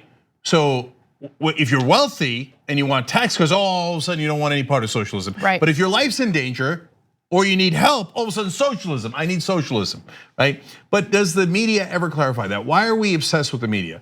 Because it is hundreds of millions of dollars and it makes all of the difference in the world. They tell everybody in Florida, Ohio, Illinois, Biden is great, Biden is wonderful, Bernie's a dangerous radical socialist. And then they tell you, oh, you need socialism right now. But they don't say it that way. No, of course not. They don't say it that way, and they don't tell you which candidate would actually help you. They hide that fact. And when we say, well, that's true, Joe Biden is in favor of a system that would charge you for coronavirus treatment, they go, oh, no, don't say it, that's rude. When we say he takes money from health insurance companies and drug companies, and that might be a motivating factor, they go, don't say that, that's super rude. No, those are facts. And you're doing propaganda, not journalism, and it's killing us. In this case, quite literally. One more video from Bernie Sanders' speech. In this clip, he talks about the importance of helping those who are most vulnerable economically. We need emergency funding right now for paid family and medical leave. Anyone who is sick should be able to stay home during this emergency and receive their paycheck. What we do not want to see is at a time when half of our people are living paycheck to paycheck, when they need to go to work in order to take care of their family. We do not want to see people going to work who are sick and who can spread the coronavirus. Instead of providing more tax breaks to the top 1% and large corporations, we need to provide economic assistance to the elderly. We need to provide, in that context, emergency unemployment assistance to anyone in this country who loses their job through no fault of their own. In addition, those who depend on tips, and the restaurant industry is suffering very much from the meltdown, those who depend on tips, gig workers, domestic workers, and independent contractors must also qualify for unemployment insurance to make up for the income that they lose during this crisis. We need also, in this economic crisis, to place an immediate moratorium on evictions, on foreclosures, and on utility shutoffs, so that no one loses their home during this crisis, and that everyone has access to clean water, electricity, heat, and air conditioning. So unlike the mainstream media, we're actually fair. So most of what he said there, Joe Biden does agree with, and so does Nancy Pelosi. So they are trying to get paid sick leave. They are trying to extend unemployment insurance. That's why the Democratic Party is better than the Republican Party. The Republican Party said no. Lamar Alexander blocked a bill in the Senate and said, oh, now you want companies to pay for their employees if they're sick? No, let the employees deal with it. So that's their response, and that's how brutal the Republican Party is. So fair is fair. Most of the Democratic Party agrees with what Bernie Sanders is saying there, including Joe Biden. Of course, as usual, Bernie goes further. Yes. And he says, wait a minute, how about folks who are getting evicted and foreclosed on and their utilities shut off? And that is something that the rest of the Democratic Party has not addressed and is absolutely true. Look, I'm a capitalist. I'm Bernie's to the left of me, but I'm not for unlimited capitalism, unrestrained capitalism. We have to be rational, and we can't have it be unrestrained, because if you have a pandemic like this, and then we have such a brutal system that we don't provide for something normal like insurance through the government, health insurance. So then you have to go out of pocket because you're about to die. Then you don't have money to pay your mortgage. Then we throw you out in the street. No, that's it. I know people that are in favor of that kind of capitalism, and that's called Republicans. That's not what I'm in favor of. Rational capitalism has to have the government, through democracy, check corporations. Otherwise, it turns into corporatism, where we all serve our corporate overlords and we get steamrolled by them. The government is supposed to protect you from that. That's part of the point of the government, is to protect you through the police, the fire department, the military, and yes, through health insurance, and yes, in emergencies, so you don't get evicted, foreclosed upon, or have your employers crush you by not paying for your sick leave. So Bernie, as usual, more correct than anyone else, and I don't know if the media will hold anyone else accountable for being in favor of a system where we don't protect people's lives and we use private health insurance, and if you don't have the money, we say, hey, you don't get life, liberty, and a pursuit of happiness unless you pay the insurance companies. And that system is brutal. All right, we gotta take a quick break. We'll be right back.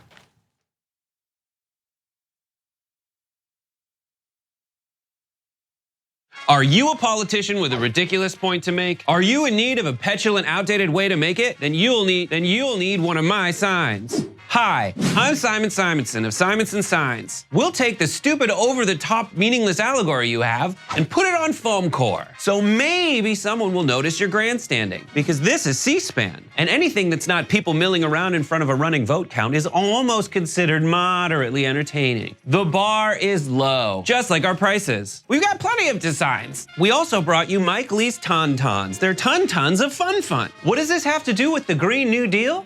About as much as this other visual aid he used of Reagan on a T-Rex. Or is that a velociraptor?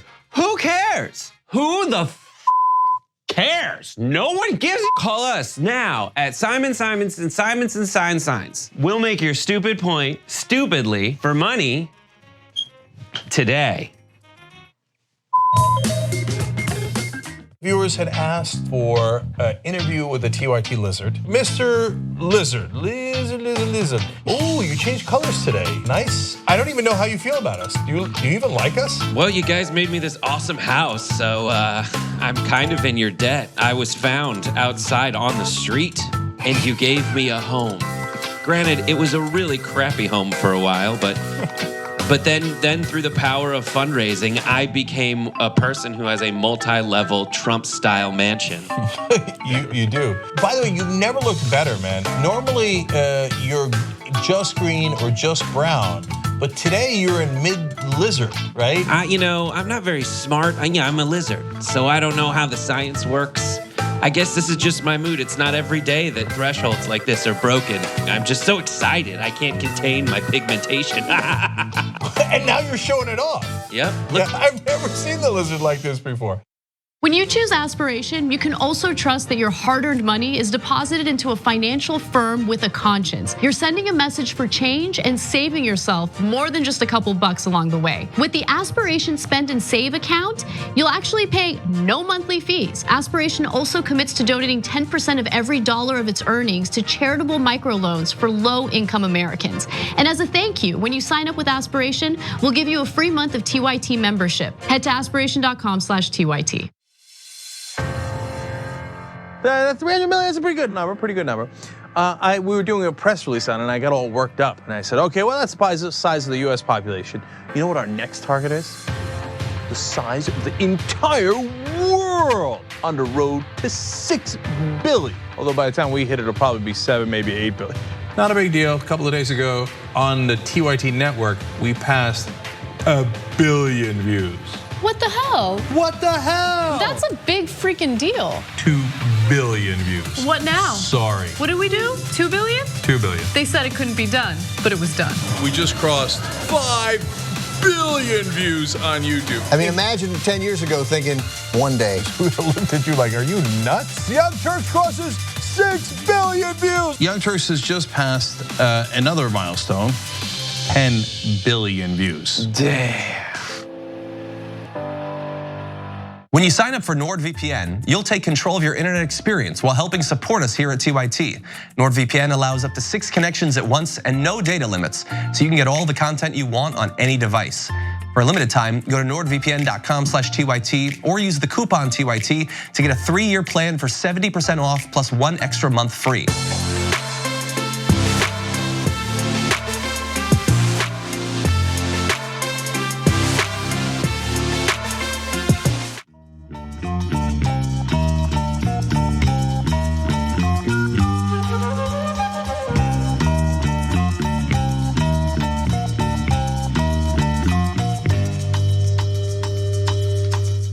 All right, back on the Young Turks. Let's go to members first.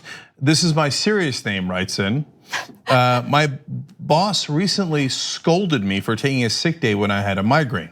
I work from home and he totally used that against me. He said, quote, literally no one else takes sick days. You all work from home, so if you're sick, you're home already. No reason to take sick days.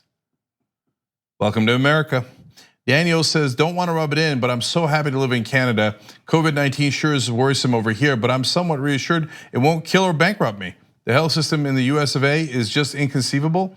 The Medicare for All is just such an obvious solution. Still, it's not happening. Unbelievable. By the way, if Bernie loses, Medicare for All is gone for probably a decade.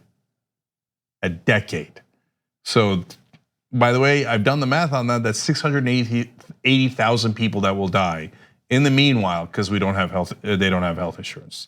Okay, now on to YouTube Super Chat. Lots of great comments there as well. Mogasan Andre says, on a plus, COVID-19 is a huge benefit against climate change. I don't know about that. Greetings from Germany. People here are pretty chill about it. Several are infected around my area. Nobody's panic buying. Agencies and businesses offer regular advice and reminders. Cheers. So these are the folks from all across the world, like trying to empathize with us and at the same time accidentally rubbing it in. Like none of us are worried because at least we're gonna get free treatment. In fact, Almost Analog writes in, wow, so glad I don't live in America. At least I know my government cares enough to test and treat me for free. Cassie Kraft, on the other hand, says, I'm in the state of Washington. 2 of my friends getting tested today and both are underinsured. No idea how much it's gonna cost them. Never stop fighting for Medicare for all. And finally, Kevin Gretzinger says, you make a great point, Cenk, about wait times. I live in Canada and have never waited for a doctor's appointment. Got hit by a car and CAT scan, MRIs, and 250 x-rays and never paid a dime, never waited. Now you're thinking, look at all those CAT scans and MRIs. My God, Canada's system, how are they gonna pay for that? It costs half of our system.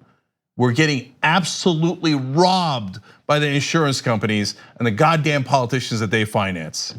Okay, so, and I got a story for you guys. So we have elections coming up on Tuesday, obviously Florida, Illinois, Arizona, and Ohio, very, very important states. But we also have the coronavirus now running wild. So many things have been suspended or canceled.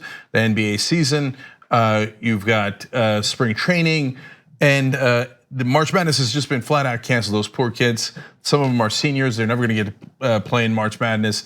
Just give you that as examples. But we got elections coming up, and everybody's touching the same materials when they go in. In California, for example, they have a digital ballot. You touch the same screen, everybody does. It affects the elderly most of all. Whether we as progressives like it or not, the people who vote the most are the elderly. Are they going to be afraid to go in to vote in places like Florida and Arizona? So although this is generally not a great idea, if it's being used in any way, shape, or form as an excuse, certainly at the national level for the general elections, it would have to be extraordinary. But we really do have an extraordinary circumstance here. So I think that we should consider delaying those primaries.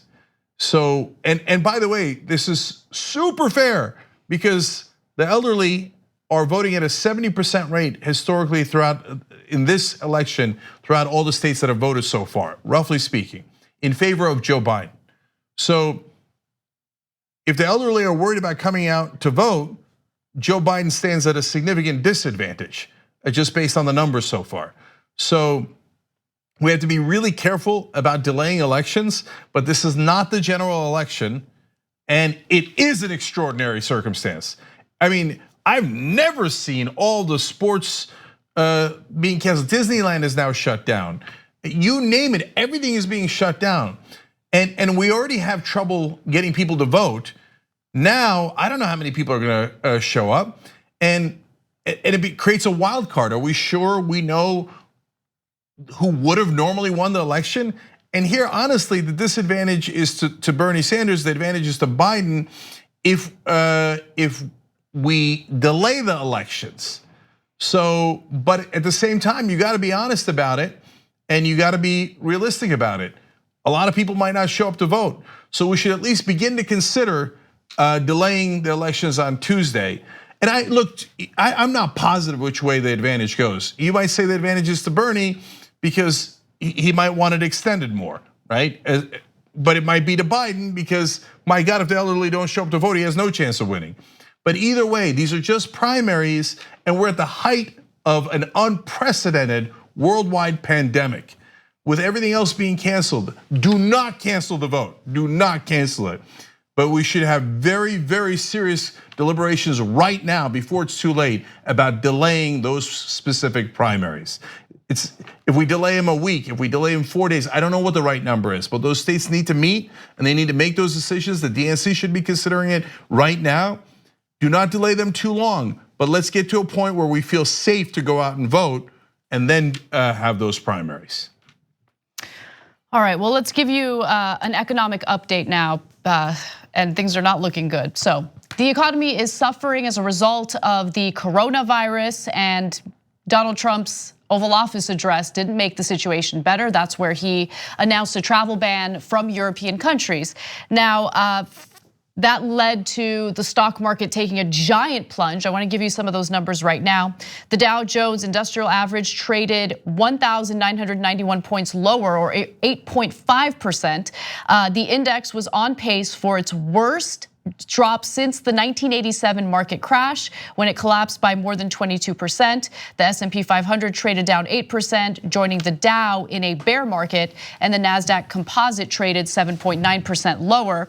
Now, things made investors uncomfortable, right? So their money's invested here, and it's interesting to see the reaction from our government when wealthy people are disturbed by something versus when, average Americans are dying because they don't have access to healthcare. And so the New York Federal Reserve actually pumped some money into the stock markets to the tune of $1.5 trillion. We'll get back to that in just a second, but more details on what's happening to the stock market. On Wednesday, for instance, the Dow ended its historic 11-year bull market run by closing its bear market territory. A bear market marks 20% decline from all-time highs. Now the S&P 500 is in one, down more than 25% from its record high. And so I think this is really interesting, and I didn't really know that this happened until coronavirus started impacting the stock market. Basically what happens is when the market starts taking a giant nosedive, right? They put a halt on all trading.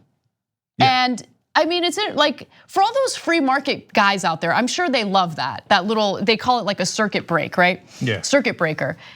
So isn't that like the government getting involved in the markets and stopping something? Like, why don't you just let the free market do what the free market's supposed to do, right? Why do you need these like little band-aids and these little like gimmicks to kind of help out? Now, look, I get it. There are average Americans, good people, hardworking people who are invested in the stock markets. They have their retirement accounts. It's impacted by this. And so there needs to be some relief in that regard. But immediately, $1.5 trillion out of thin air, and they're doing it to loan money to companies in a cheap fashion. Like, that's the whole point. Yeah, how are you gonna pay for that? So first of all, we need the circuit breakers because, especially in these days, because there's so many computer programs that do the trading. And once you get into a vicious cycle of selling, the programs kick into high gear and they sell more and more and more. So there's a lot of other technical reasons why you need it. I think it's a good idea. Anna's making the point that we think it's a good idea, but the right wing told us that you don't need any protections. You don't need any regulations, right. Exactly. That's the only reason why I'm bringing it up, because it's meant to mitigate what's going on in the stock market and try to figure out, whether there is an issue with computers or whatever. Yeah. But yeah, I mean. So now also on the things that we need, we do need help for the businesses. That actually is true. So now folks are not going to public places anymore. So you name it, they're in big trouble. So the cruise ships stocks are way down. Most understandable thing in the world. I think Norwegian Cruise Lines earlier today laid off 50% of their staff. So those folks need help. And then the airlines, way down, understandable. I'm not taking flights. We canceled all flights at TYT. We canceled an event we were gonna do in DC. So then the hotels are hurt. And you go down the list, those are all true. Every industry has been impacted. In fact, even a lot of times people will move their money to commodities when this type of stuff happens, and commodities are down. No, when you get into a vicious cycle with the economy and with the stock market, it's so hard to recover. This one is so bizarre that even gold is down. Because normally when the stocks start going down, gold goes up because it's safer. In this case, it's the perfect storm. Even gold is going down. So it is true that the businesses need help. And the $1.5 trillion from the Fed does not go straight into the stock market.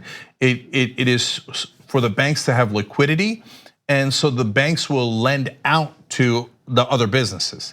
Now, the part they're not telling you is that the banks have made a lot of bets on loans that they have given to other companies. When those companies' revenue and profits are drying up, they're having trouble paying back the banks. So the banks are hurt by that, but they're also hurt by the derivatives bets that they have that those loans will get paid back. All of a sudden, here we go again, like 2008, dominoes. And so that is why the Fed is panicking. It's not a little thing, it's $1.5 trillion. So basically they're saying, don't worry about the bets, don't worry about the bets. Everybody's gonna pay it back, don't worry, don't worry. And if you need money, we're just literally going to print it and give it to you. Now, I understand why they're worried, but that's why we told you to do tougher regulations on the banks. Don't let them over leverage, don't let them do these derivatives. And we said the Obama reforms, the Dodd-Frank reforms of Wall Street were way too weak. Guess what? We were right. Now the Fed, panicking with $1.5 trillion, is basically saying, yeah, they were right. Those reforms were not nearly enough. The regulations were not enough on the big banks. And so here we go again with dominoes. Yes, exactly. And I wanted to clarify something that you referenced earlier. So Norwegian Airlines does plan to furlough 50% of its employees. Sorry, Norwegian Airlines, thank you for that correction. Yeah, so I wanted to give, and by the way, the airlines are certainly over leveraged as well. So they were not in a good position to begin with. And then this coronavirus issue really blew the situation up. And the thing that precipitated that was, you had all these issues to begin with, but then when Donald Trump said, we're not letting people come from Europe, That's when they had to furlough the 50% of their staff. So I also want to talk a little bit about what's happening to the average American, right? Economically, and what kind of solutions have been proposed by Congress. Because as we know, we have the House of Representatives that's dominated by Democrats, and then you have the Senate that's dominated by Republicans who are blocking bills that would provide some relief to Americans who are suffering economically. First off, if you go to a grocery store, it's likely to look like this. And this is a picture that my partner took when he went grocery shopping this morning. So people are panicking. There is a shortage of goods, as you can see from those shelves. Also, some of these grocery stores are implementing limits to what people can buy.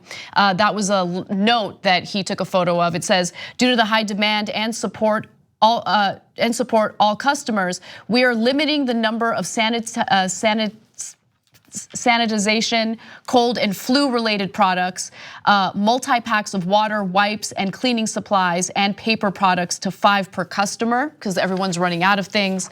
And then the lines to the grocery stores are incredibly long. So what Congress is doing would provide some relief, but unfortunately the Senate is blocking it. The House Democrats introduced emergency legislation to help reduce the economic impact of the coronavirus outbreak by providing financial backing to most immediately affected, including an expansion of paid sick leave and unemployment benefits.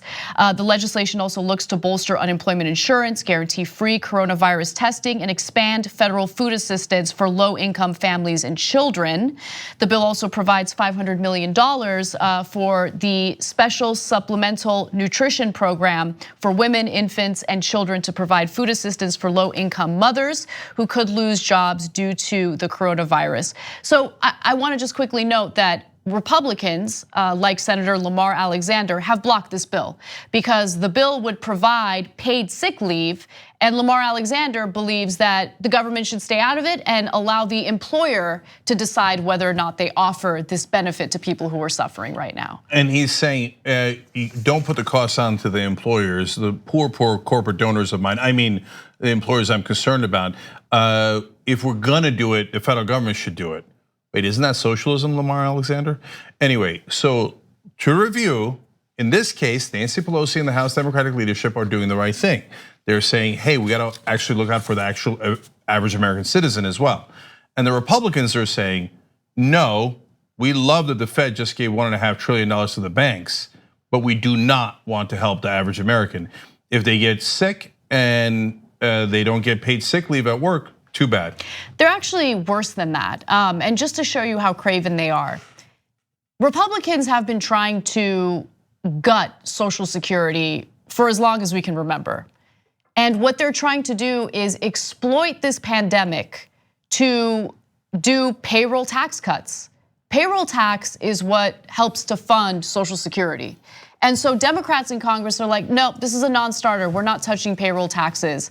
And Republicans are like, all right, well, we're gonna block everything else. We want to provide relief to the employers here because the employers pay the payroll tax, right? We pay it too, but it's a nonsensical thing. It could be used as a stimulus for the economy, but this is not the right time for it. No, you need stimulus that directly addresses the concerns that arise out of the pandemic. So that's why paid family sick leave makes sense. That's why unemployment insurance makes sense as all these folks are being laid off.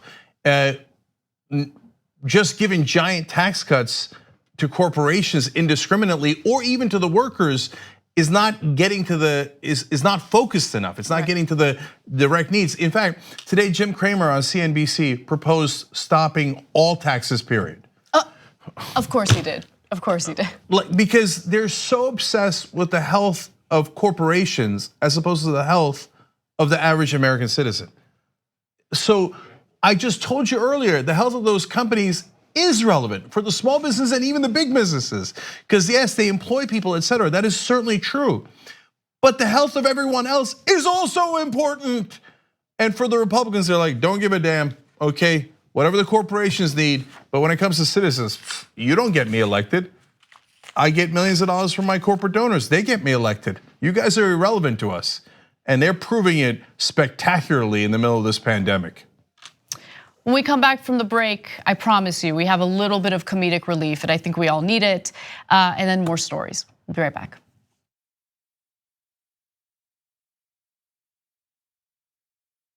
I'll predict right here for you, Chris. I think Donald Trump will leave office before his term is up. He'll be humiliated, embarrassed, and I know him. He's not going to want to lose, and he's going to run for the hills. You got that bet all day long. Okay, let's get after it. Now, so look, Jake has made some good predictions, and this is in good fun. I could not disagree more. There's a little bromance between the two of them. You got that bet all day long, Janky, you. Oh, you stop. In the meantime, let's call him out on the damage. But I just got a Roku set. Did basically a little bit of channel surfing, and I was like, there we are. Yeah. There we are. And then I turned it on, and it was John and Brett on Damage Report making fun of me. Oh no. So you are so busted. I even took a picture of it, okay? And they're talking about my predictions. I got a new prediction for you, John Idarola. You're doing a show that's blowing the doors off everybody. Young Turks is the largest online news network, not a big deal. We're gonna rock the boat. We're gonna be counter-establishment. We're gonna tell people the truth to the best of our abilities. We're so sick of this corruption. We're not the robots on TV. I actually care about the news. Guilty, I care. Fourth day on Occupy Wall Street. Last night we launched Wolfpack. It's us pushing our ideas out there, trying to help the country in every way that we can, trying to make this place just a little bit better. Reporting from the Hillary-Bernie debate, I gotta be honest, you know what we do, we cover it for real. For us, this system isn't working. Free and fair elections. And when he told the cops that day, when they came to drag her away, and he said, if you're gonna chain her, you're gonna chain me. If you're gonna arrest her, you're gonna arrest me. On the last weekend before the 2020 New Hampshire Democratic primary, volunteers organized a massive carpool to knock on doors for the most progressive presidential candidate of our lifetime, Bernie Sanders. TYT Army volunteers Jay Veray and Josef Kirschenbaum coordinated with Our Revolution, Bernie groups, and others. The goal was to get 15 to 20 volunteers to take the weekend off and knock on doors for 2 days. They knew it was a big ask, but after weeks of organizing combined with the opportunity to help the most popular candidate, they almost tripled their goal. 56 volunteers, ages 16 to 78, 14 cars, over 550 hours, and 4,500 doors knocked on. In the end, Bernie won the New Hampshire primary by 3,867 votes. That's 1.3%. Every vote matters. Every volunteer matters. Join a TYT Army event near you, or learn how to organize one of your own. Go to tyt.com/army. Doe will pay for your first share of stock. Doe is unlimited commission-free stock trades and great ideas from real traders. When you head to doe.com/TYT, your first share of stock is on them. Learn how you can become an owner, not just a consumer, at doe.com/TYT. Hi, I'm Bartholomew Joseph Kyle. I do audio for the main show, The Young Turks. I also do audio for Post Game. I started in 2006. I met Cenk Uygur at the Iraq for Sale screening that was directed by Robert Greenwald. And watching that, I want to figure out a way to be part of something that's genuine and authentic.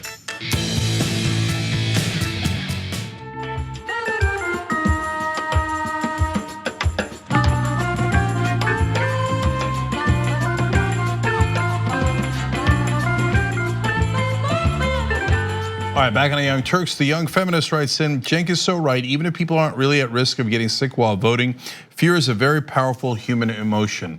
That's very true. Thank you for writing that in. Crazy Lit Asian says, health insurance stocks surged after Biden's surge on Super Tuesday results. That is absolutely right. They're like, oh, good. We can keep robbing people. Back to business.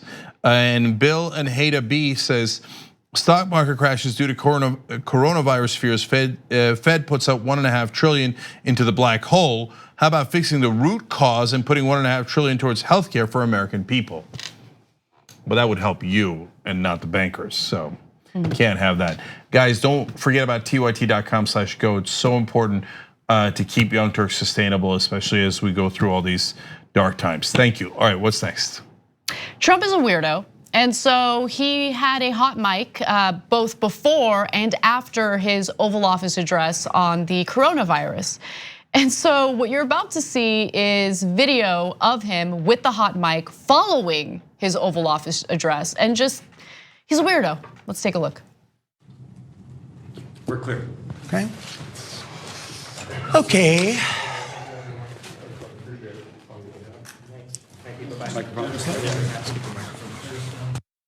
It just, can we watch it again?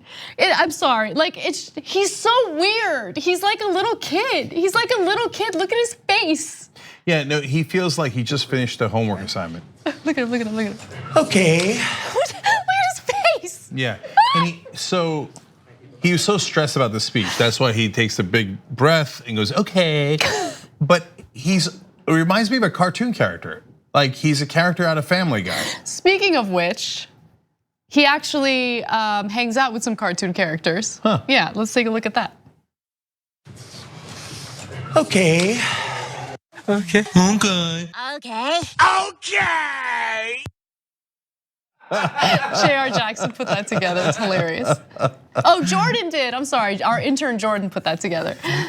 So a nice ending there, but no wonder he reminded me of cartoon characters because I've seen them say that. So look, not an important story, and I do have to confess that I don't like the hot mic stuff because they think they're off the air. It's not fair to them.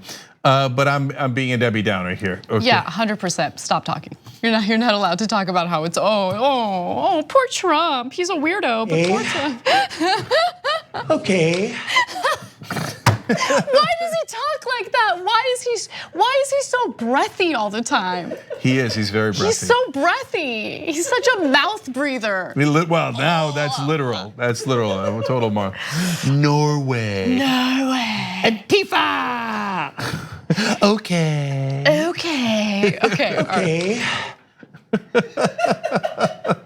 I'm sorry, look, I know that there are some audience members, you guys are above us, I get it, and it's not a laughing matter, but come on, we need a little bit of relief, okay? Give me a little bit of relief, we can make fun of him, right? Okay. So seriously, last thing, it's also about his vanity because before he was about to go on air, apparently there was an ink splotch somewhere. Yeah, stop talking. Okay. So before he went live for this coronavirus address, the mic was also hot, and apparently he found an ink splot somewhere, and here's how he reacted to it. A what? Wow. Uh-oh, I got a pen mark. Anybody have any white, do you have any white stuff? Anybody have any white stuff? I think that's what Stephen Miller was asking too. Who goes, like a child, he's like a child. Like a cartoon child, like the cartoon child you're about to see.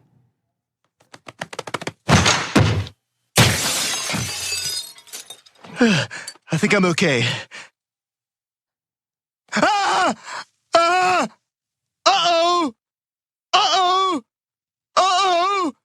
Oh God, somebody! Do I take it out or do I leave it in? It's Trump. Trump is a child. Okay. No, he ruined it. He ruined the word okay. Because now we can't say it normally. Or it's like ideas with Dave Rubin. Every time I hear the word ideas, I chuckle because I think of it as if he's saying it. Yeah, because the dial's been turned to hot. Extra hot. Yeah, no, there's certain words have definitely been ruined, like tremendous. Or very. Every time I use the word very, I think of Trump now because he uses the word very all the time. Very, very. All right, so let's move on.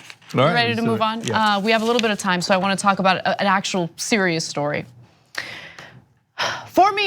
Former Army intelligence analyst Chelsea Manning is recovering from a suicide attempt, and this is a devastating story. She has no place behind bars right now, and her legal team released this statement. Chelsea Manning attempted to take her own life.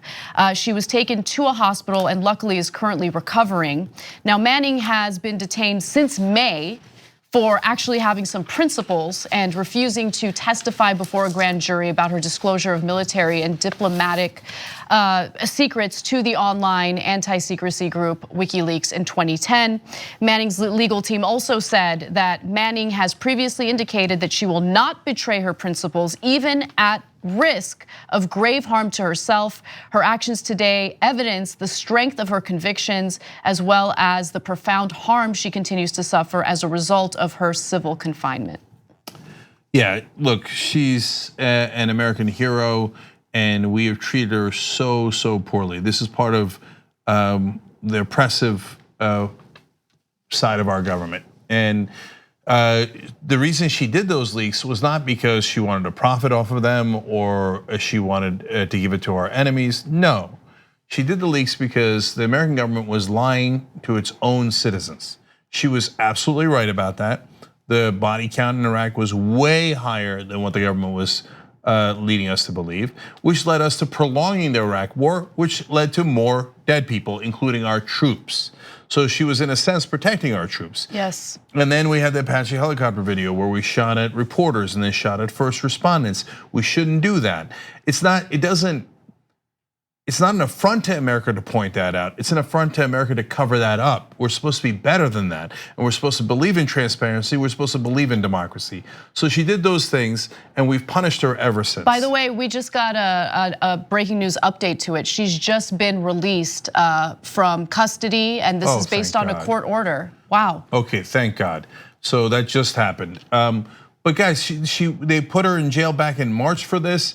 She stayed in jail for a couple of months, got out briefly, and then she's been in jail since May because she's doing the principled thing. And what they want to do is they want to destroy WikiLeaks because they're actually reporting things that are true, and they're not compliant to the United States government like the rest of our press is. Yeah. And so the rest of the press doesn't help WikiLeaks at all, because they're like, hey, they're not transcribing what officials said. That's not fair. They're actually revealing important information. Yes, that's what journalists are supposed to do. Exactly. So Chelsea Manning, with incredible courage to do what she's doing. Thank God she's okay, and thank God she's just been released. I hope that it stays that way. You've done enough harm to that person for all of the times that we had her in prison, 7 years earlier too. Yes. And Obama actually pardoned her or commuted her the rest of her sentence, and we put her back in prison anyway because of this grand jury nonsense. All right, guys, we got great interviews coming up for you, and then our personal stories about COVID-19 in the postgame. TYT.com/join. We'll be right back.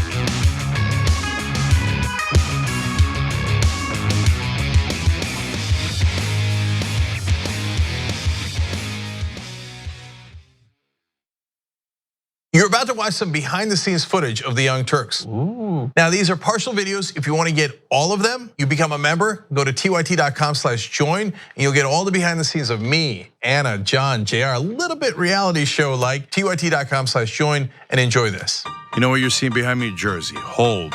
Watch me flip this camera. However I flip it. Do I flip it like this? No, I just took a picture. I'm bitzing right now. What? Behind the scenes. Oh, okay. Okay. For members? I don't have my face on. She doesn't have her face on, folks. Oh, that's JR's ass right there. You can't take 5 minutes off, can you? No, I can't, Johnny Pie. I said it was live stream, but I was lying. It's not a live stream. It's just for members. Bitsy, this is my cat. You know what his name is? Kiki Cat. Animals are innocent. Control room and the insanity is obviously there. Right now, as you can see, I'm directing or tech directing. I'm so happy to be here. This is what like a Labor Day beard looks like for Jank. Man, you're a Young Turks viewer if you recognize me like this. Oh, thank you. You are the one person in my life I would love to meet. What's going on, guys? This is a Bitsy or a BTS or behind the scenes with Hassan Piker, aka Woke Bay. Oh, hi. I didn't see you there. I have finished my show, The Damage Report, and now I get into a really awkward time of the day. When I'm sitting, the control room is right there. So I can see Bart. This is the Pittsburgh office, by the way. Referred to often as the boiler room. You see how it's ripped? Is it super unprofessional to wear that at a business meeting? Or am I like cool rebel? I just finished doing the power panel and I'm fired up. What do you do for TYT? Not a whole lot. If you're frantically tweeting at us that something's broken, thank you, because I'm fixing it. And thank you for being a TYT member. Super last thing, because there's always got to be a super last thing. Oh, that was disastrous. This has been behind the scenes, behind the scenes.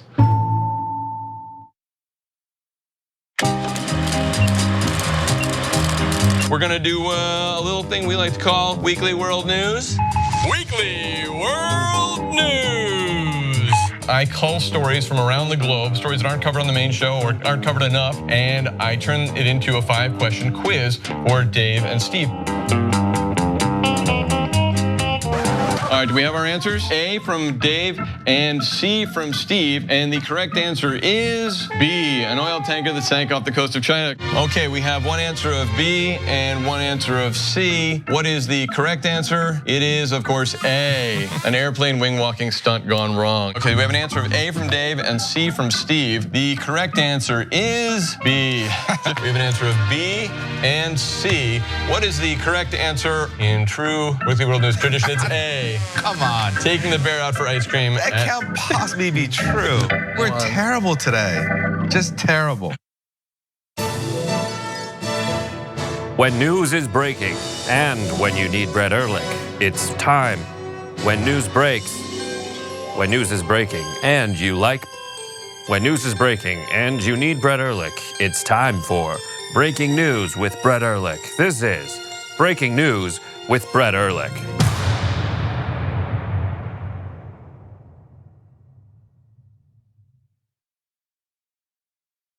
Climate is changing fundamentally, extremely, and non-linearly. It's becoming worse now. It's not when the levees burst that is the problem. It's in the anticipation of that. So I hope every human being is safe. And by human beings, I do not include multinational corporations, especially the ones that started climate change in the first place. What we're currently doing right now in cutting emissions is clearly not enough. There will be ramifications to what Trump is doing. I don't want people to suffer, but I feel like there's gonna be a lot of suffering because we have an imbecile as our leader.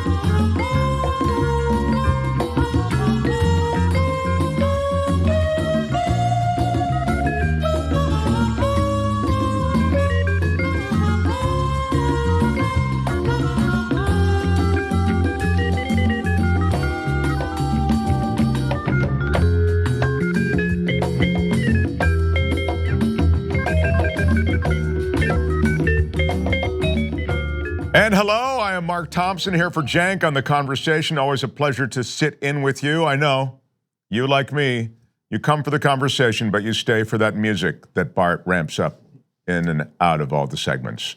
I've worn my credibility glasses today. Yes, we will get COVID-19 news in, and we'll talk about human behavior in relation to COVID-19 because of the hysteria that's kicked in and the worry that's kicked in. We're all worried, but what's the appropriate amount of worry and how to affect human behavior? We'll get into that in the second half of the conversation.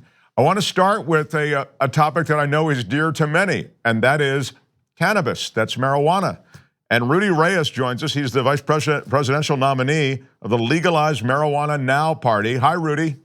How you doing, Mark? I'm well. You know, I'm a passionate advocate for those of you who are marijuana users. I don't get high myself, but I never understood why this substance, which has medicinal properties and has, curative properties and all these properties that involve health, shouldn't be legal, even as alcohol, which I think has none of those things probably, is legal. Well, you're looking at something that does go back to alcohol and prohibition. Unfortunately, United States got caught in this situation where we've been allowed to, misthink that cannabis is evil.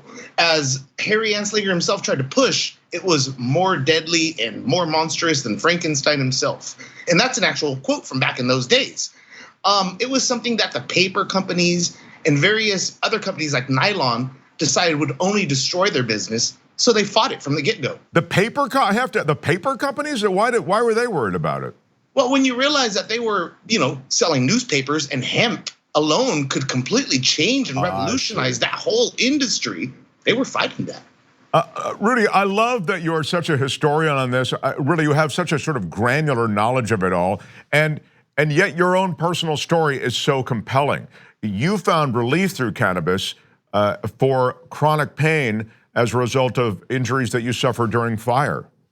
Correct. Before my injuries, I was and am an archaeologist. So I have a really good history background and understanding of what happened.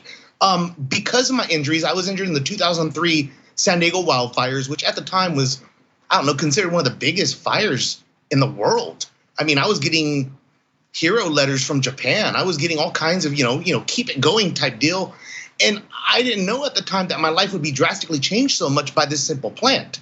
As I was in the hospital, they had the problem with me slowly overdosing on these hardcore narcotics they were giving me. So the only option, at least according to my doctor at the time, was to try to get me off them completely. And he was going to try this experimental cannabis idea. And it's funny, as I was learning about your story, I learned that the cannabis didn't work to alleviate the pain so much as it did to sort of take your mind away from the pain. Exactly. It was more like, and to give you a good metaphor, it was like I was watching TV or Gilligan's Island, to where the pain wasn't the main concern on my brain and constantly causing me issues. I was able to divert it into other things and enjoy life. And that was the big change. That was the big thing for me. So when you get out of the hospital from this incredible experience, I mean, it was, you're lovely, not to dwell on all the details of the fire, but it really was quite intense. I mean, you had this inferno going on as you ran through it, from what I understand, right? I don't mind talking about the details. It's just people don't like getting involved. I mean, I ran through 20 feet of flames. I was no less than 10 feet away from 20-foot fire on both sides of me. It was a tunnel that I had to run through of no flame because, our roads have the 10-foot clearance on each side. So because of that, I had something to run out of. But the reality is, most of my injuries that you see are not from catching on fire. My injuries are from radiant heat. Literally at 400 degrees, the skin melts. So those fires being guessed about 2,000 to 3,000 degrees at the time, because they found my car melted the next day. I mean, I'm lucky to be here. I'm a 75% burn survivor. I lost a finger, I lost an ear, and a lot of skin damage, a lot of work was done to keep me around. The whole point of that is I have to fight also to keep myself going and to make it better for others. That's my give back. And I do want to talk about that in just a second. Before I leave the full story, though, of the fire, when you got out of the hospital and the injuries from the fire, it wasn't necessarily a smooth transition. I think you had issues with the cops raiding your place. It was sort of your story is kind of bizarre. I wasn't Okay, again, I was a teacher. So the way I was expected to do it was take care of your own and keep it nice and quiet. So I started to do exactly that. I started to take care of my own medicine, medical cannabis, growing my own plants and doing my own thing. Well, during this whole time, and I didn't know that my county of San Diego had been opposing the medical cannabis laws here in California since their inception. So it became a thing of fighting against this county. And next thing I knew, I was raided. They came to my house. There was a knock. They came to check to see what I was growing. As soon as they found out I was growing at all, it was handcuff you, sit down on the couch. What we take, raid, look at whatever money you had, and they pretty much took it and left me with a card. They never arrested me. They never took me to jail. They never did any of that. Instead, they left me with a district attorney card and said for me to contact him Monday.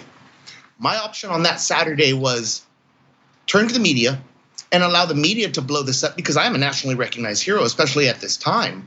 Right, at that time, everybody knew you. They didn't know you were Rudy Reyes?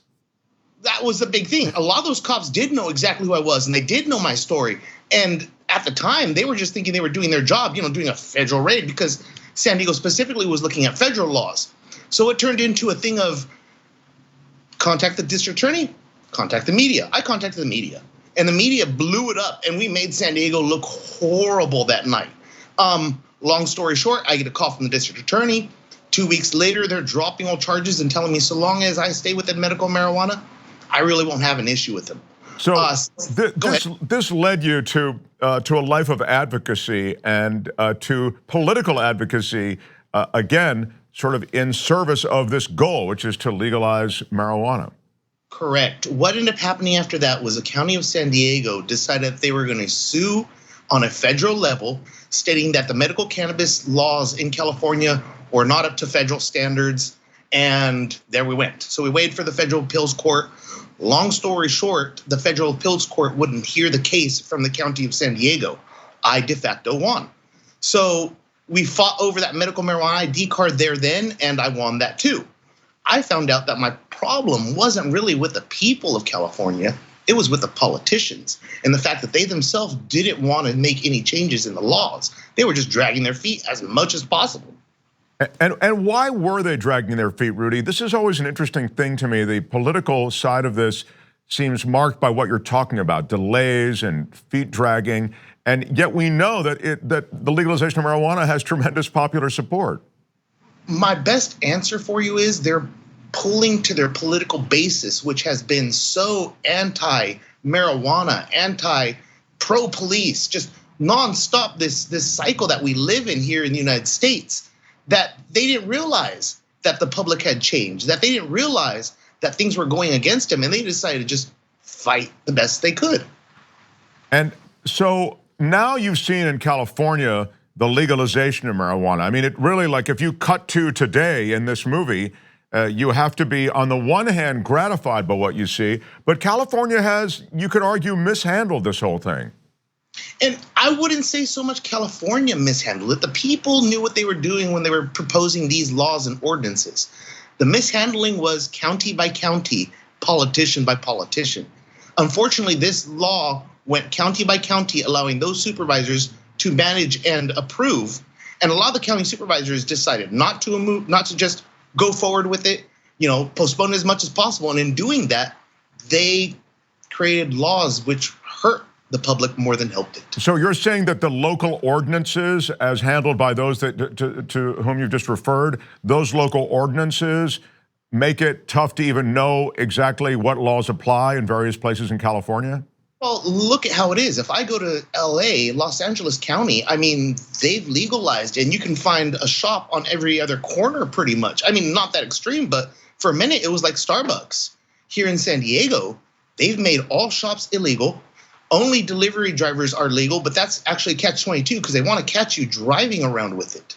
So the way you look at this is, how am I, as one patient in California, which is one state, and I should be allowed to take whatever I need, my medication is wherever I need it, but every jurisdiction has a different law. So tell me about your campaign as the vice presidential nominee for the Legalize Marijuana Now party. We have a platform which is based on, number one, legalization of hemp across the nation for the industrial use. We need that to be able to change our nation. It will make big changes in regards to paper, plastic, oils, all of that. Our second arm would be medical marijuana. We need patients like me to have access to marijuana no matter what. And simply put, we think that those two are not big arms to ask, especially currently with the situation we're in. We need money and we need a way to handle these people so that they don't have to be caught on hardcore narcotics. The last arm of our party is the idea of complete legalization so that people won't be going to jail and won't be suffering from that anymore. I mean, we're not asking for much, although if we're allowed to make these changes, it'll change our society. Would you envision a society where people are getting high and lighting up on the street like they do cigarettes? Or do you see a more restricted type arrangement where you don't have like open drinking, let's say beverage containers on the street? In other words, in a perfect world for Rudy, what would it look like? Well, I've learned, especially me running for politics, everything requires regulations. Everybody needs, boundaries and barriers and how to handle this. Cops need, how far to go and how far they can't go. So of course there has to be some type of regulation set down. We can't just be smoking in the streets and enjoying it like it was tobacco in the 70s and 80s. No, unfortunately, there has to be some type of regulation set. But the regulations shouldn't be so stringent and hurtful that they literally destroy people's lives sometimes. And that's what's currently happening here in the United States. Yeah, I don't understand why you still have to fight this fight, but you do. And I think you deserve congratulations for having gone through so much. And you use this marijuana as a palliative, and it was so effective. And that you now have it still within you to pursue this political battle. I say bravo. Again, Rudy Reyes, you can reach him at Rudy Reyes SD for San Diego on Twitter, at Rudy Reyes. Again, Rudy, what a pleasure to meet you and talk to you for a while. I appreciate your time, Mike. Yeah. Or Mark, I apologize for that. No sweat, no sweat. All the best, my friend. You too. Rudy Reyes. All right, when we come back, we'll get into some coronavirus talk, COVID-19, and human behavior next on The Conversation.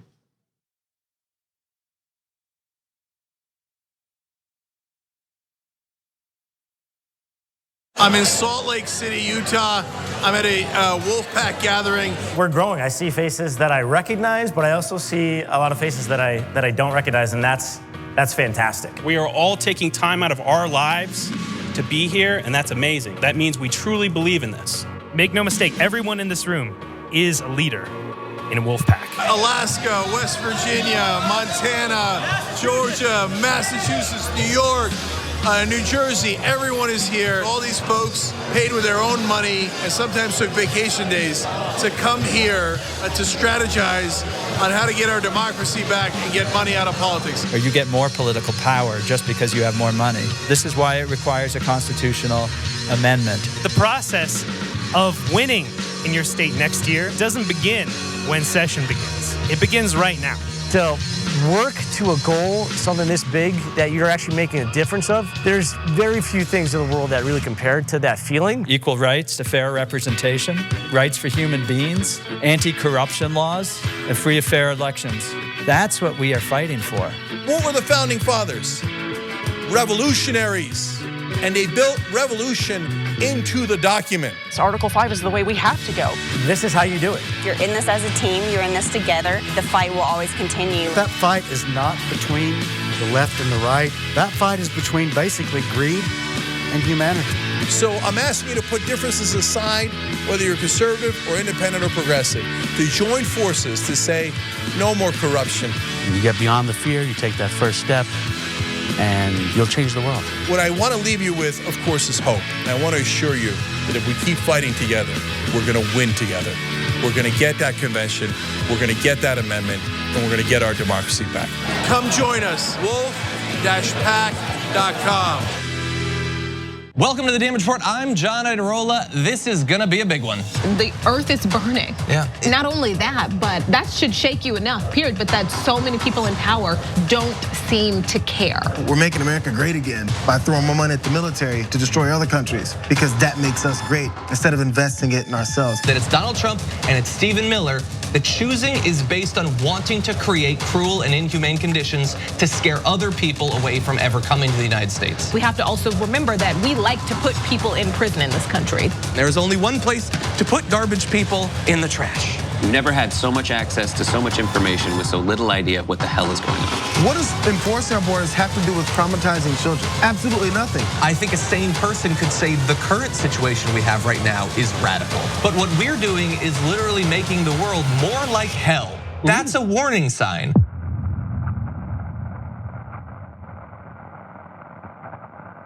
Public opinion, your opinion, has zero effect on public policy. The richest people in the country, their opinion has a direct effect. Leslie Byrne, a Democrat from Virginia, describes that when she went to Congress, she was told by a colleague, quote, always lean to the green. And to clarify, she went on, he was not an environmentalist.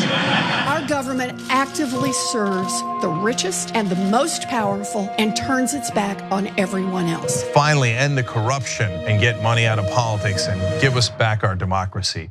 My name is Carlos Hernandez. I am the valet parking for this small parking lot. I work for TYTs and they coming to this lot over 4 years. I know two more famous person, Bernie Sanders, the former Vice President Al Gore, and too many other guys. I'm so happy to cooperate with TYT.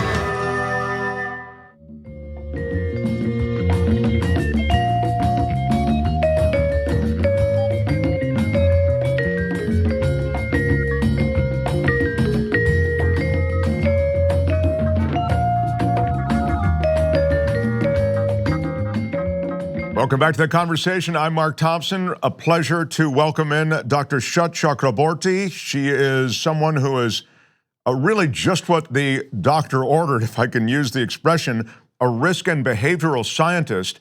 And we'll get into a little bit of risk assessment and also the science of human behavior as it relates to COVID-19, to the coronavirus and this latest iteration of the coronavirus that we're all dealing with. Hello, doctor. Hello, thank you for having me. These days, I feel just calmer with a doctor anywhere near me, even if it's virtually, as is the case now. What is risk assessment and risk management? Explain that to us.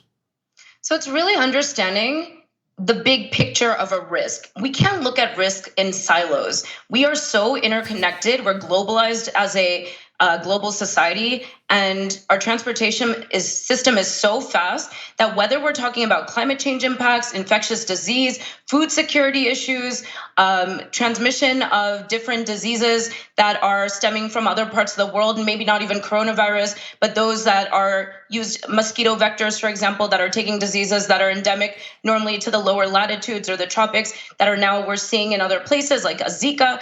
This is needing to look at the big picture, and that's what risk assessment and risk management does. We don't study risk in silos. We look at how these different risks are related to one another and how decisions about a risk result in unintended consequences sometimes. And then what does that big picture look like? So when we talk about the risk in relation to this COVID-19 outbreak, for example, apply then the risk management and the behavioral science to that situation. Right.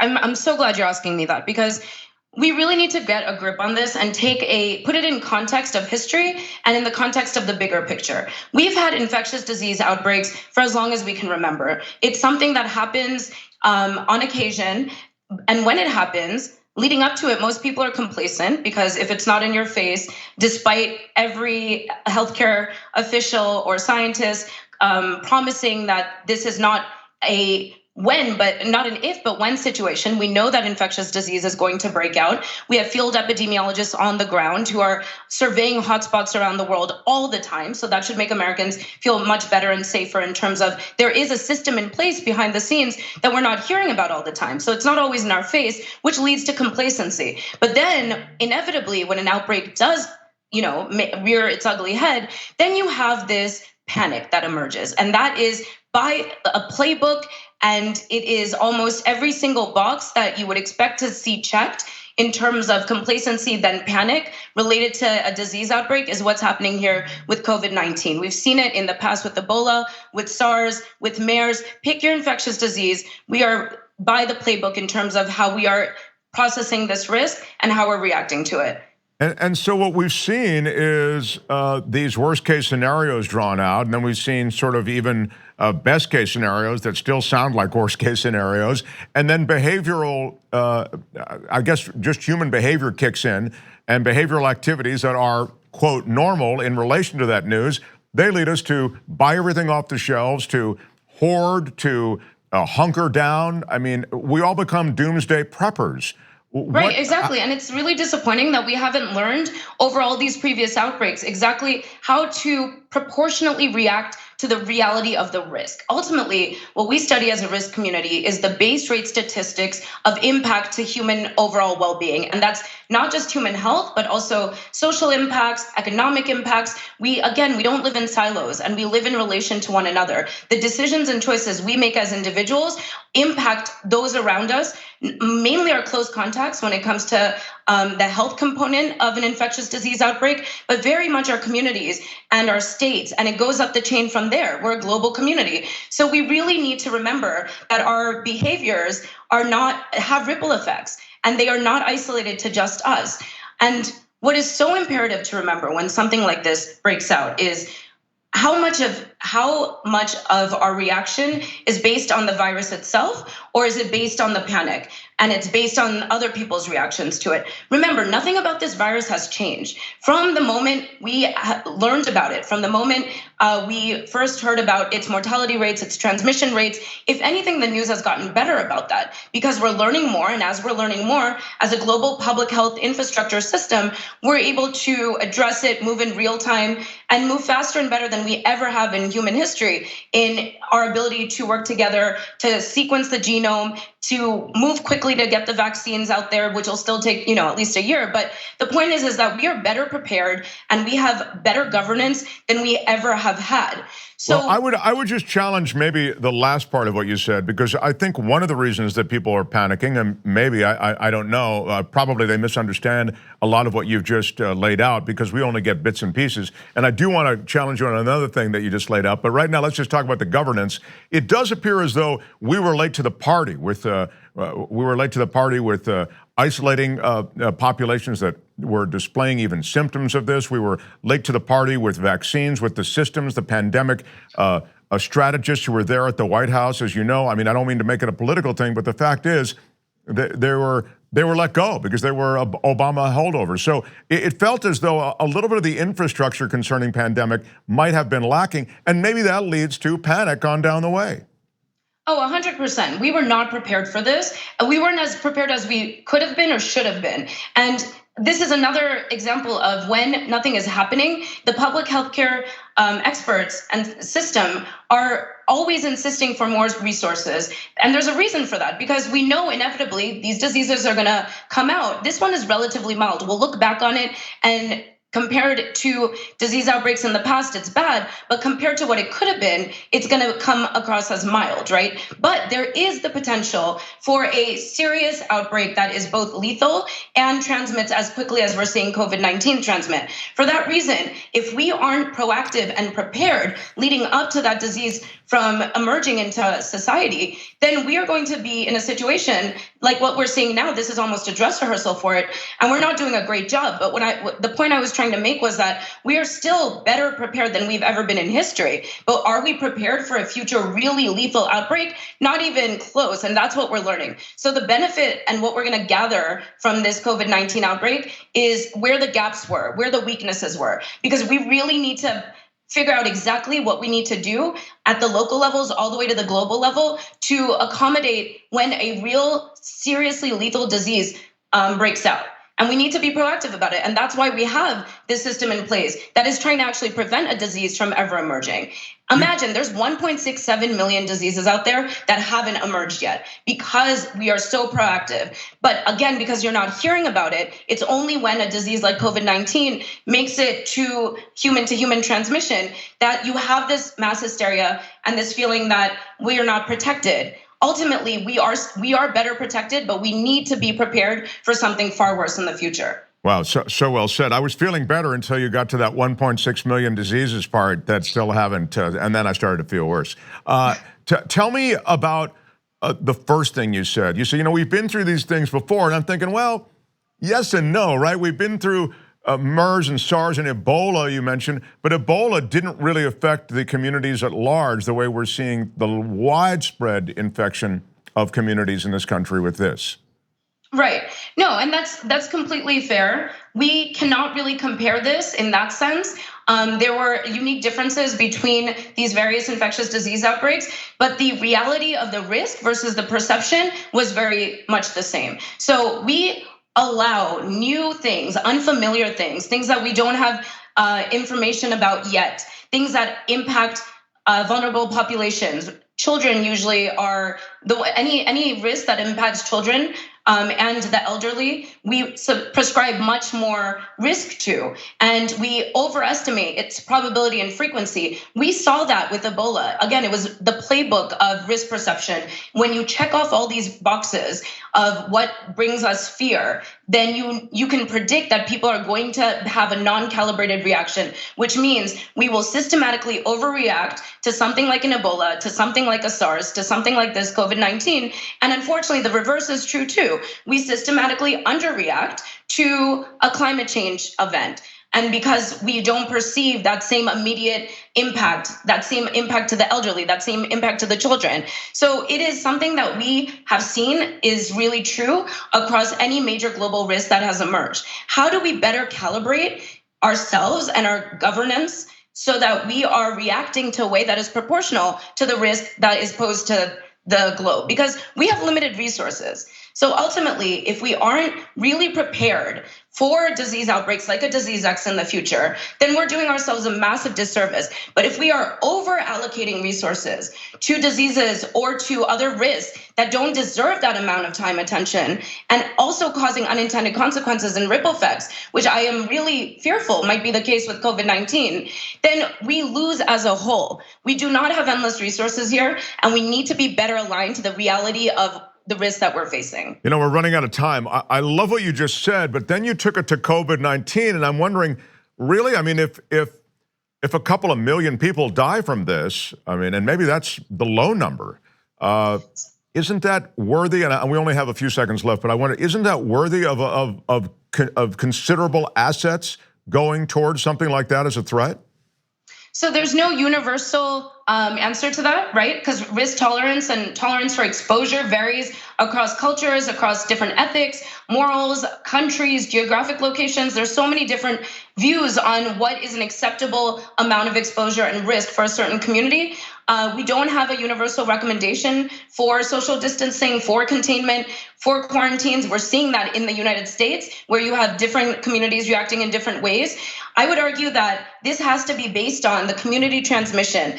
How do you define a community, and what is the transmission? Because if it's intense, then yes, you should be putting in the appropriate amount of resources to negate that. But if there is not a sign necessarily of an outbreak or symptoms, then to overreact and to put in too many resources, there are unintended consequences from that overall might increase the risk of that community. That's what we need to be careful of. Fascinating conversation. I'd love to continue at another time. Dr. Shet Chakraborty, your podcast, you still do the podcast? Yes, risky behavior. Yeah. The radio station is closed because out of abundance over caution. Oh, of course. But yes, yeah. normally every Friday live. But that's really great. And you have a book coming out too, I think. Don't you? Securing Our Future, How to Thrive on a Rapidly Changing Planet? Yes, the title is shifting slightly. It's actually talking about overreactions to risk, but I cannot wait to share that with you. Thank you. Well, we'll have you back then. It was a pleasure to meet you, and thank you. You as well, thank you. Be well. That's it. That's all. Little marijuana and heroism in the mix, and a discussion of COVID from the standpoint of behavioral science and overreaction and underreaction. Always a pleasure. I have a podcast. It's called The Edge with Mark Thompson. Check it out sometime, but I'll see you back here soon. And until then, bye-bye.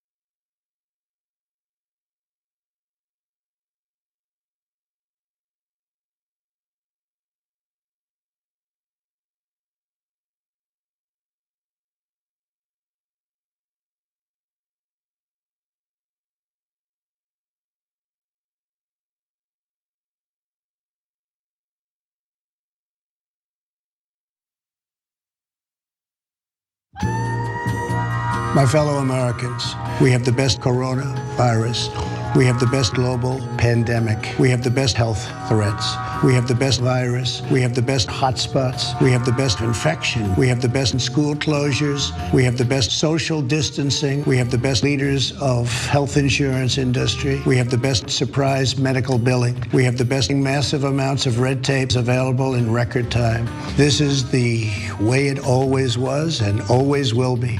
Our future remains brighter than anyone can imagine. God bless you and God bless America. Thank you. Okay.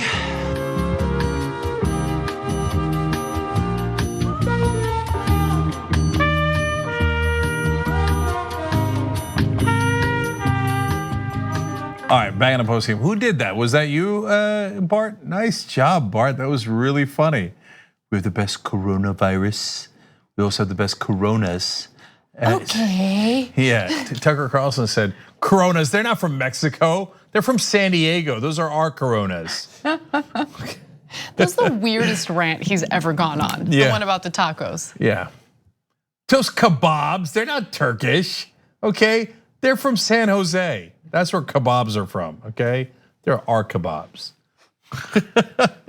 What a weirdo. Like, what? Okay. No, but seriously, like every once in a while, Tucker Carlson will go on an anti-war or anti-corporate rant, and I'll go, that's really good, that's really good. And it's important the Fox News audience hear that, and it's important that Trump hears that. Then he'll call it the Chinese coronavirus. Yeah, look, I think that we need to do a better job in differentiating between people who make mistakes and should not be forever canceled, and then people who are irredeemable and should be canceled forever, no matter what. And Tucker Carlson falls in that category, right? No. Like there's no, like I don't trust him. Even when he's saying the right things, like I don't trust him. No, it's okay not to trust him. I wouldn't cancel him forever. Look, if he's gonna help prevent a war, I'm happy with it. You know, if he's gonna talk about corporate power to the Fox News, I'm happy with it. But does that make him not racist? No, no. Now he spearheaded the, basically the drive to blame Chinese people for coronavirus, and not one person in a Wuhan market, and not any of that. Okay, no, all Chinese people, they're brought us this now what Trump is calling the foreign virus. Yeah, and then they, they'll, let's move on. I don't want to talk about it. No, but it leads to the personal stories about COVID-19. Oh, okay. Well, then let me say this. Let me just say this one thing. And then they like make references to like, oh, the weird things that Chinese people eat. But like, we eat like animal sphincters in sausages here in America. Like, what are you guys talking about? We eat trash here all the time, all day, every day. Yeah. No, that's good kielbasa, okay? That's good, solid kielbasa, also not from Eastern Europe, from Milwaukee, okay? So anyway, you're absolutely right. We eat pig sphincters, please. So they start smearing folks and they say, oh, they ate bats and stuff. It actually turns out, most likely, people don't know for sure, and there is no, they have these stands in the Wuhan food market, okay? There's no one that sells rats. There's no one that eats rats. That's not true. They don't know that no one ate a rat, a bat, okay? But most likely the scientists think that it was the pangolins that probably ate a bat, and then folks ate the pangolins, which they do eat in China, okay? Now, should they have known not to eat a pangolin? Do you even know what a pangolin is? Why would you assume not to eat a pangolin? Are you saying it right? I have no idea if I'm saying it right. Yeah. Say it again. Pangolin? It just, let's move on. Okay, but it's not a pangolin. I don't have my IFB on. Okay, yeah. What is it? Pangolin? Pangolin. Okay, pangolin. Yeah. Okay. So anyways, and I've seen the pangolins skinned in some of the pictures coming out of China, etc. And you go, oh my God, that's so sad and blah, blah. Have you ever seen us butcher the cows? or the pigs. Just ask Mark Thompson, who was just on. Yeah, right? just because it's normal in our culture doesn't mean that it's normal, period, right? Like, and so it's hilarious because it's stuff that we're used to, so we think like there's nothing strange or gross or whatever about what we eat, but then we go ahead and we judge what other people eat in their cultures. Yeah, that's the penguin. Yeah. All right, so now here's where it gets personal. So my son came up to me yesterday and said, "Oh, I heard the coronavirus came here because Chinese people eat bats." He's Chinese. So what did you say to him? So that's the power of propaganda. Yep, totally. It starts, on Fox News, and it gets all the way down to my 9-year-old son, who's half Turkish, half Chinese, and he now thinks, I guess the Chinese eat weird things, even though he's Chinese and he's been eating Chinese food his whole life. And that's what started the problems. And I told him, no, kiddo, they don't eat bats. We've never eaten a bat. We eat Chinese food all the time, and that's just a rumor that's being spread. It did come out of Wuhan, okay, but scientists don't know exactly why it came out. So don't believe that nonsense. Yeah, God, that's heartbreaking. Right? Because he's a kid and like kids aren't nice to each other, right? So who knows what a different kid said to him, and he's such a sweet kid. He really is. After I lost, he woke up and when I came home at night, he woke up and came up to him, Baba, what happened? Okay. And I said, I didn't make it, kiddo. And he hugged me and he said, come on, it's gonna make me cry. He's so sweet. He really is. He hugged me and he said, I love you, Baba. He's a really good kid. He is. I think I shared the milkshake story on the show, but like one day I come into work and I see Joy and Pro, they're like hanging out like near the front of the office, and they had some McDonald's, like they had McDonald's for lunch, right? And so they had their bags of McDonald's, and Pro has a strawberry milkshake, and I'm sitting. The strawberry milkshake is in between me and Pro. I come in and I'm like, why am I gonna work at my desk if I can work next to Jenks' kids? It's much cuter here, right? So I'm like sitting and working next to them, and then I look at Pro and he hasn't even touched his milkshake yet, and I was like, hey Pro, I'm gonna drink your milkshake, right? Just kind of teasing him. He didn't say a word, okay, not a single word, but then he quietly took his straw out of his McDonald's bag and put the straw in, and then just kind of like, just kind of like pushed it closer to me to let me know, like if you want some, you can have some. And it was just like the sweetest thing ever, like. And everybody's different, they're sweet in different ways. Yeah. If you told Joy that, she would have been moved to milkshake to the other side. I don't think so, sister. You're not getting my milkshake. I love it. Okay, anyway, so today, I multitask all the time. So I'm on the phone, and so I decide, I ran out of Cokes, so I'm gonna go to the grocery store and get some Cokes. I don't buy a lot at the same time because I think it should be a little bit more of a pain in the ass, so that I shouldn't be drinking the Coke. Let me make it a little harder on myself, okay? To get the Coke, except I forgot coronavirus. So I get there and I'm like, what's with these lines? They already look long. And then I got into one of them. And then of course, as soon as I saw the lines, I was like, oh shit, coronavirus. Everybody's panicking, right? And I got into one and the lady from behind me goes, back there. It turns out they snaked around the aisles. And I was like, oh no, I just got like 2 cereals and a couple of Cokes. And, oh my gosh. But I was on the phone for so long, and I was like, all right, screw it. I'll go in the express line, which is also gigantic, but not as big as the others.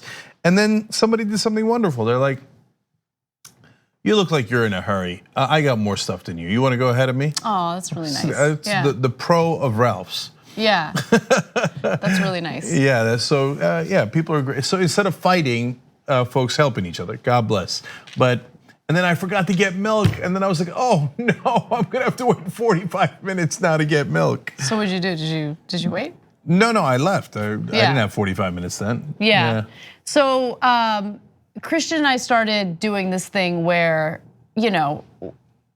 we're typical Americans who are like, we need to like stock up one day out of the week on everything, right? Go to the grocery store, buy everything you need, and like. But it's just not a smart way of doing things because you can't really plan your week out and plan to eat in every single night. So like things happen, I have late election night coverage and all that stuff. So sometimes things go bad and I hate wasting food. So we decided to try not doing that and just buying what we need for our meals every night after work, right? Disaster, because we had nothing in the house. And so this morning I was like, oh my God, this coronavirus is like actually pretty serious. Like I took it seriously before, but I didn't think it was gonna be as bad as it's become. And so Christian's like, yeah, we need to stock up on stuff. And luckily he was willing to go to the grocery store. And yeah, I mean, I showed some of these pictures on the main show, but then he sends me that picture and he's like, there's no bread. Because we had no bread in the house, and that was like my #1 thing. I was like, we need bread. I want an egg sandwich. Well, apparently it was everyone's #1 thing. Exactly, and then he sent the picture of the note saying that people are limited when it comes to like sanitizer and all that stuff. And then the lines. We had the picture of the lines. It was really long. Yeah. I love how Christian bought Frosted Flakes. Like, what are we gonna do with Frosted Flakes? That's so funny. He's such a guy. Like, you know what I bought today? Cereal. I know. What kind? Frosted Flakes. Of course. Except little variety, little spice, honey Frosted Flakes. Huh? I was like, well, that's a little too good to deny. I was like, I haven't seen that in a while. Let's get that in here. Okay. You gotta bunker down. You gotta have Frosted Flakes. Okay, anyway, last thing on the COVID-19 business. Yeah, last night and today was the big difference. Look, it's super real, it's super serious, super important. But it's hard to understand. Like Rashida Tlaib asked the doctor today too in Congress. She's like, some doctors are saying 150 million people in America can get it. Is that true? Good question. That's the same thing I was thinking before she asked it in Congress. And so the doctor said, no, that's the upper end of some folks' estimates. But the press likes to take the upper end and pretend that's the only number, right? So that's not, he's like, that is not, he didn't say it's not likely to happen. He's just said there's a big range, lower end, upper end, that's the upper end. But still, that's the upper end in some of the estimates. That's half the country, obviously. And it's a super goofy thing, but when Tom Hanks got it, I feel like that was the tipping point. Everybody's like, holy shit, Tom Hanks has it. Yeah, okay, so I have a confession to make. And it's an embarrassing confession, but I also want you guys to understand that even though I had this feeling, I did my job appropriately and I never said this as part of my commentary. I obviously no longer think this at all. But there was a part of me when this story first started developing that thought, nah, this is exaggerated in an effort to make Trump look bad. Really? Yes, you thought that? yes. Oh, wow. The reason why I thought that, I know, because everyone hates Trump. The media does hate Trump. Oh, yeah, that's true. Yeah, so I was thinking about it and I'm like, this is all too convenient. It's like election season and it just sounded like, I didn't think it was a fake story or a hoax, so don't misunderstand. But like, I also thought that it was being purposely sensationalized and exaggerated. And I don't think so anymore, and I'm glad I never said that.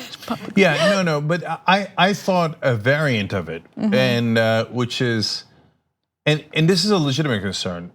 If people are being overly cautious, which is normal and does happen, especially happens with doctors and scientists, there's good reason to be overly cautious. But if they are, I'm worried that the panic will be worse than the virus. As I cough. Okay, so anyway, and the panic begins. But look, the pictures we showed you are panic. But more importantly, people getting into fights, people stocking up weapons. Weapon sales are up. There's no zombies. Who are we shooting and why are we shooting them? Like who's gonna come in? I guess they think in their fantasies, everybody's gonna run out of food and they're gonna come into their house to steal the tuna they stocked up on, and so they're gonna get in with their, Uzi and AK-47 and their AR-14s. So dumb. Okay. Anyway, so don't take it lightly. Also, don't panic. Yes, you have to balance it out, and that's life. Yeah. Okay. What's next? All right, so let's do some stories, okay? Yeah. These are fun stories, although I don't know if you're gonna think they're fun, so let's just talk about them. So, former Vice President Joe Biden is now actively working with Democrats who were his opponents, right? They were running against him in the Democratic primary. And so Kamala Harris is one of the former Democratic contenders who is backing him, supporting him, and they put out this goofy video. Take a look. And that's why I am so proud to endorse Joe Biden for President of the United States. And cut. How you doing? Good. Tell me about the K-Hive. So, the K-Hive. They're pretty awesome. I sure love to have their support. All you have to do is ask. I need your help.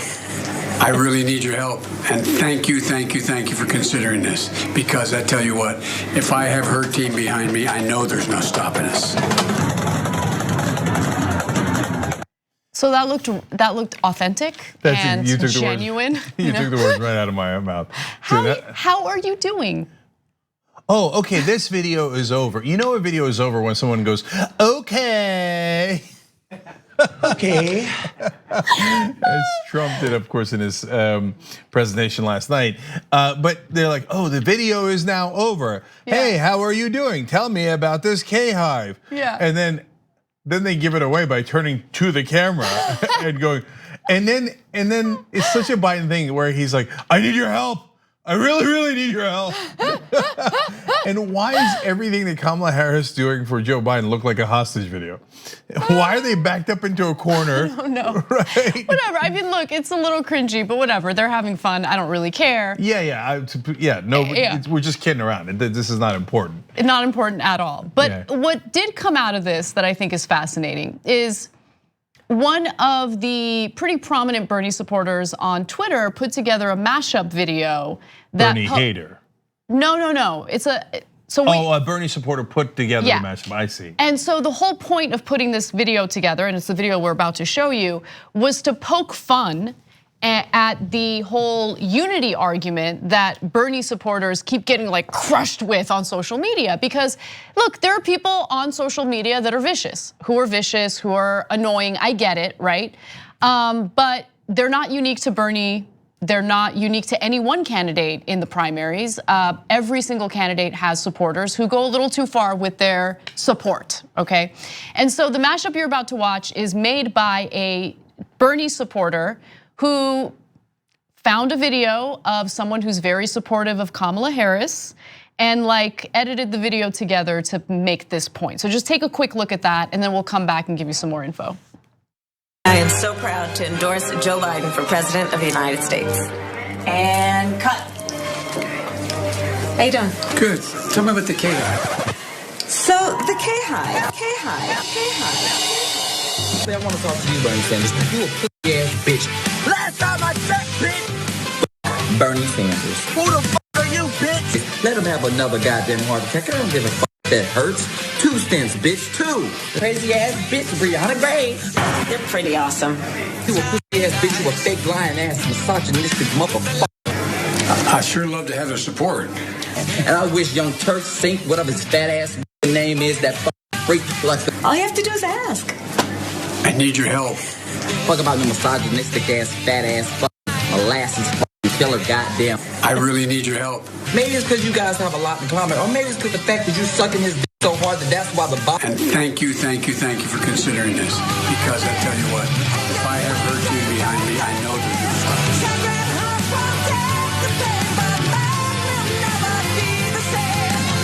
She ain't on the same motherfucking level as fucking Hillary Clinton. Yeah, so that stuff rolls off my back, man. I don't care about that at all. But if the roles were reversed, oh my God, can you imagine if a Bernie supporter said that? And like, by the way, like there was the homophobic stuff, like the stuff about your weight, going after Brianna Joy Gray, like all.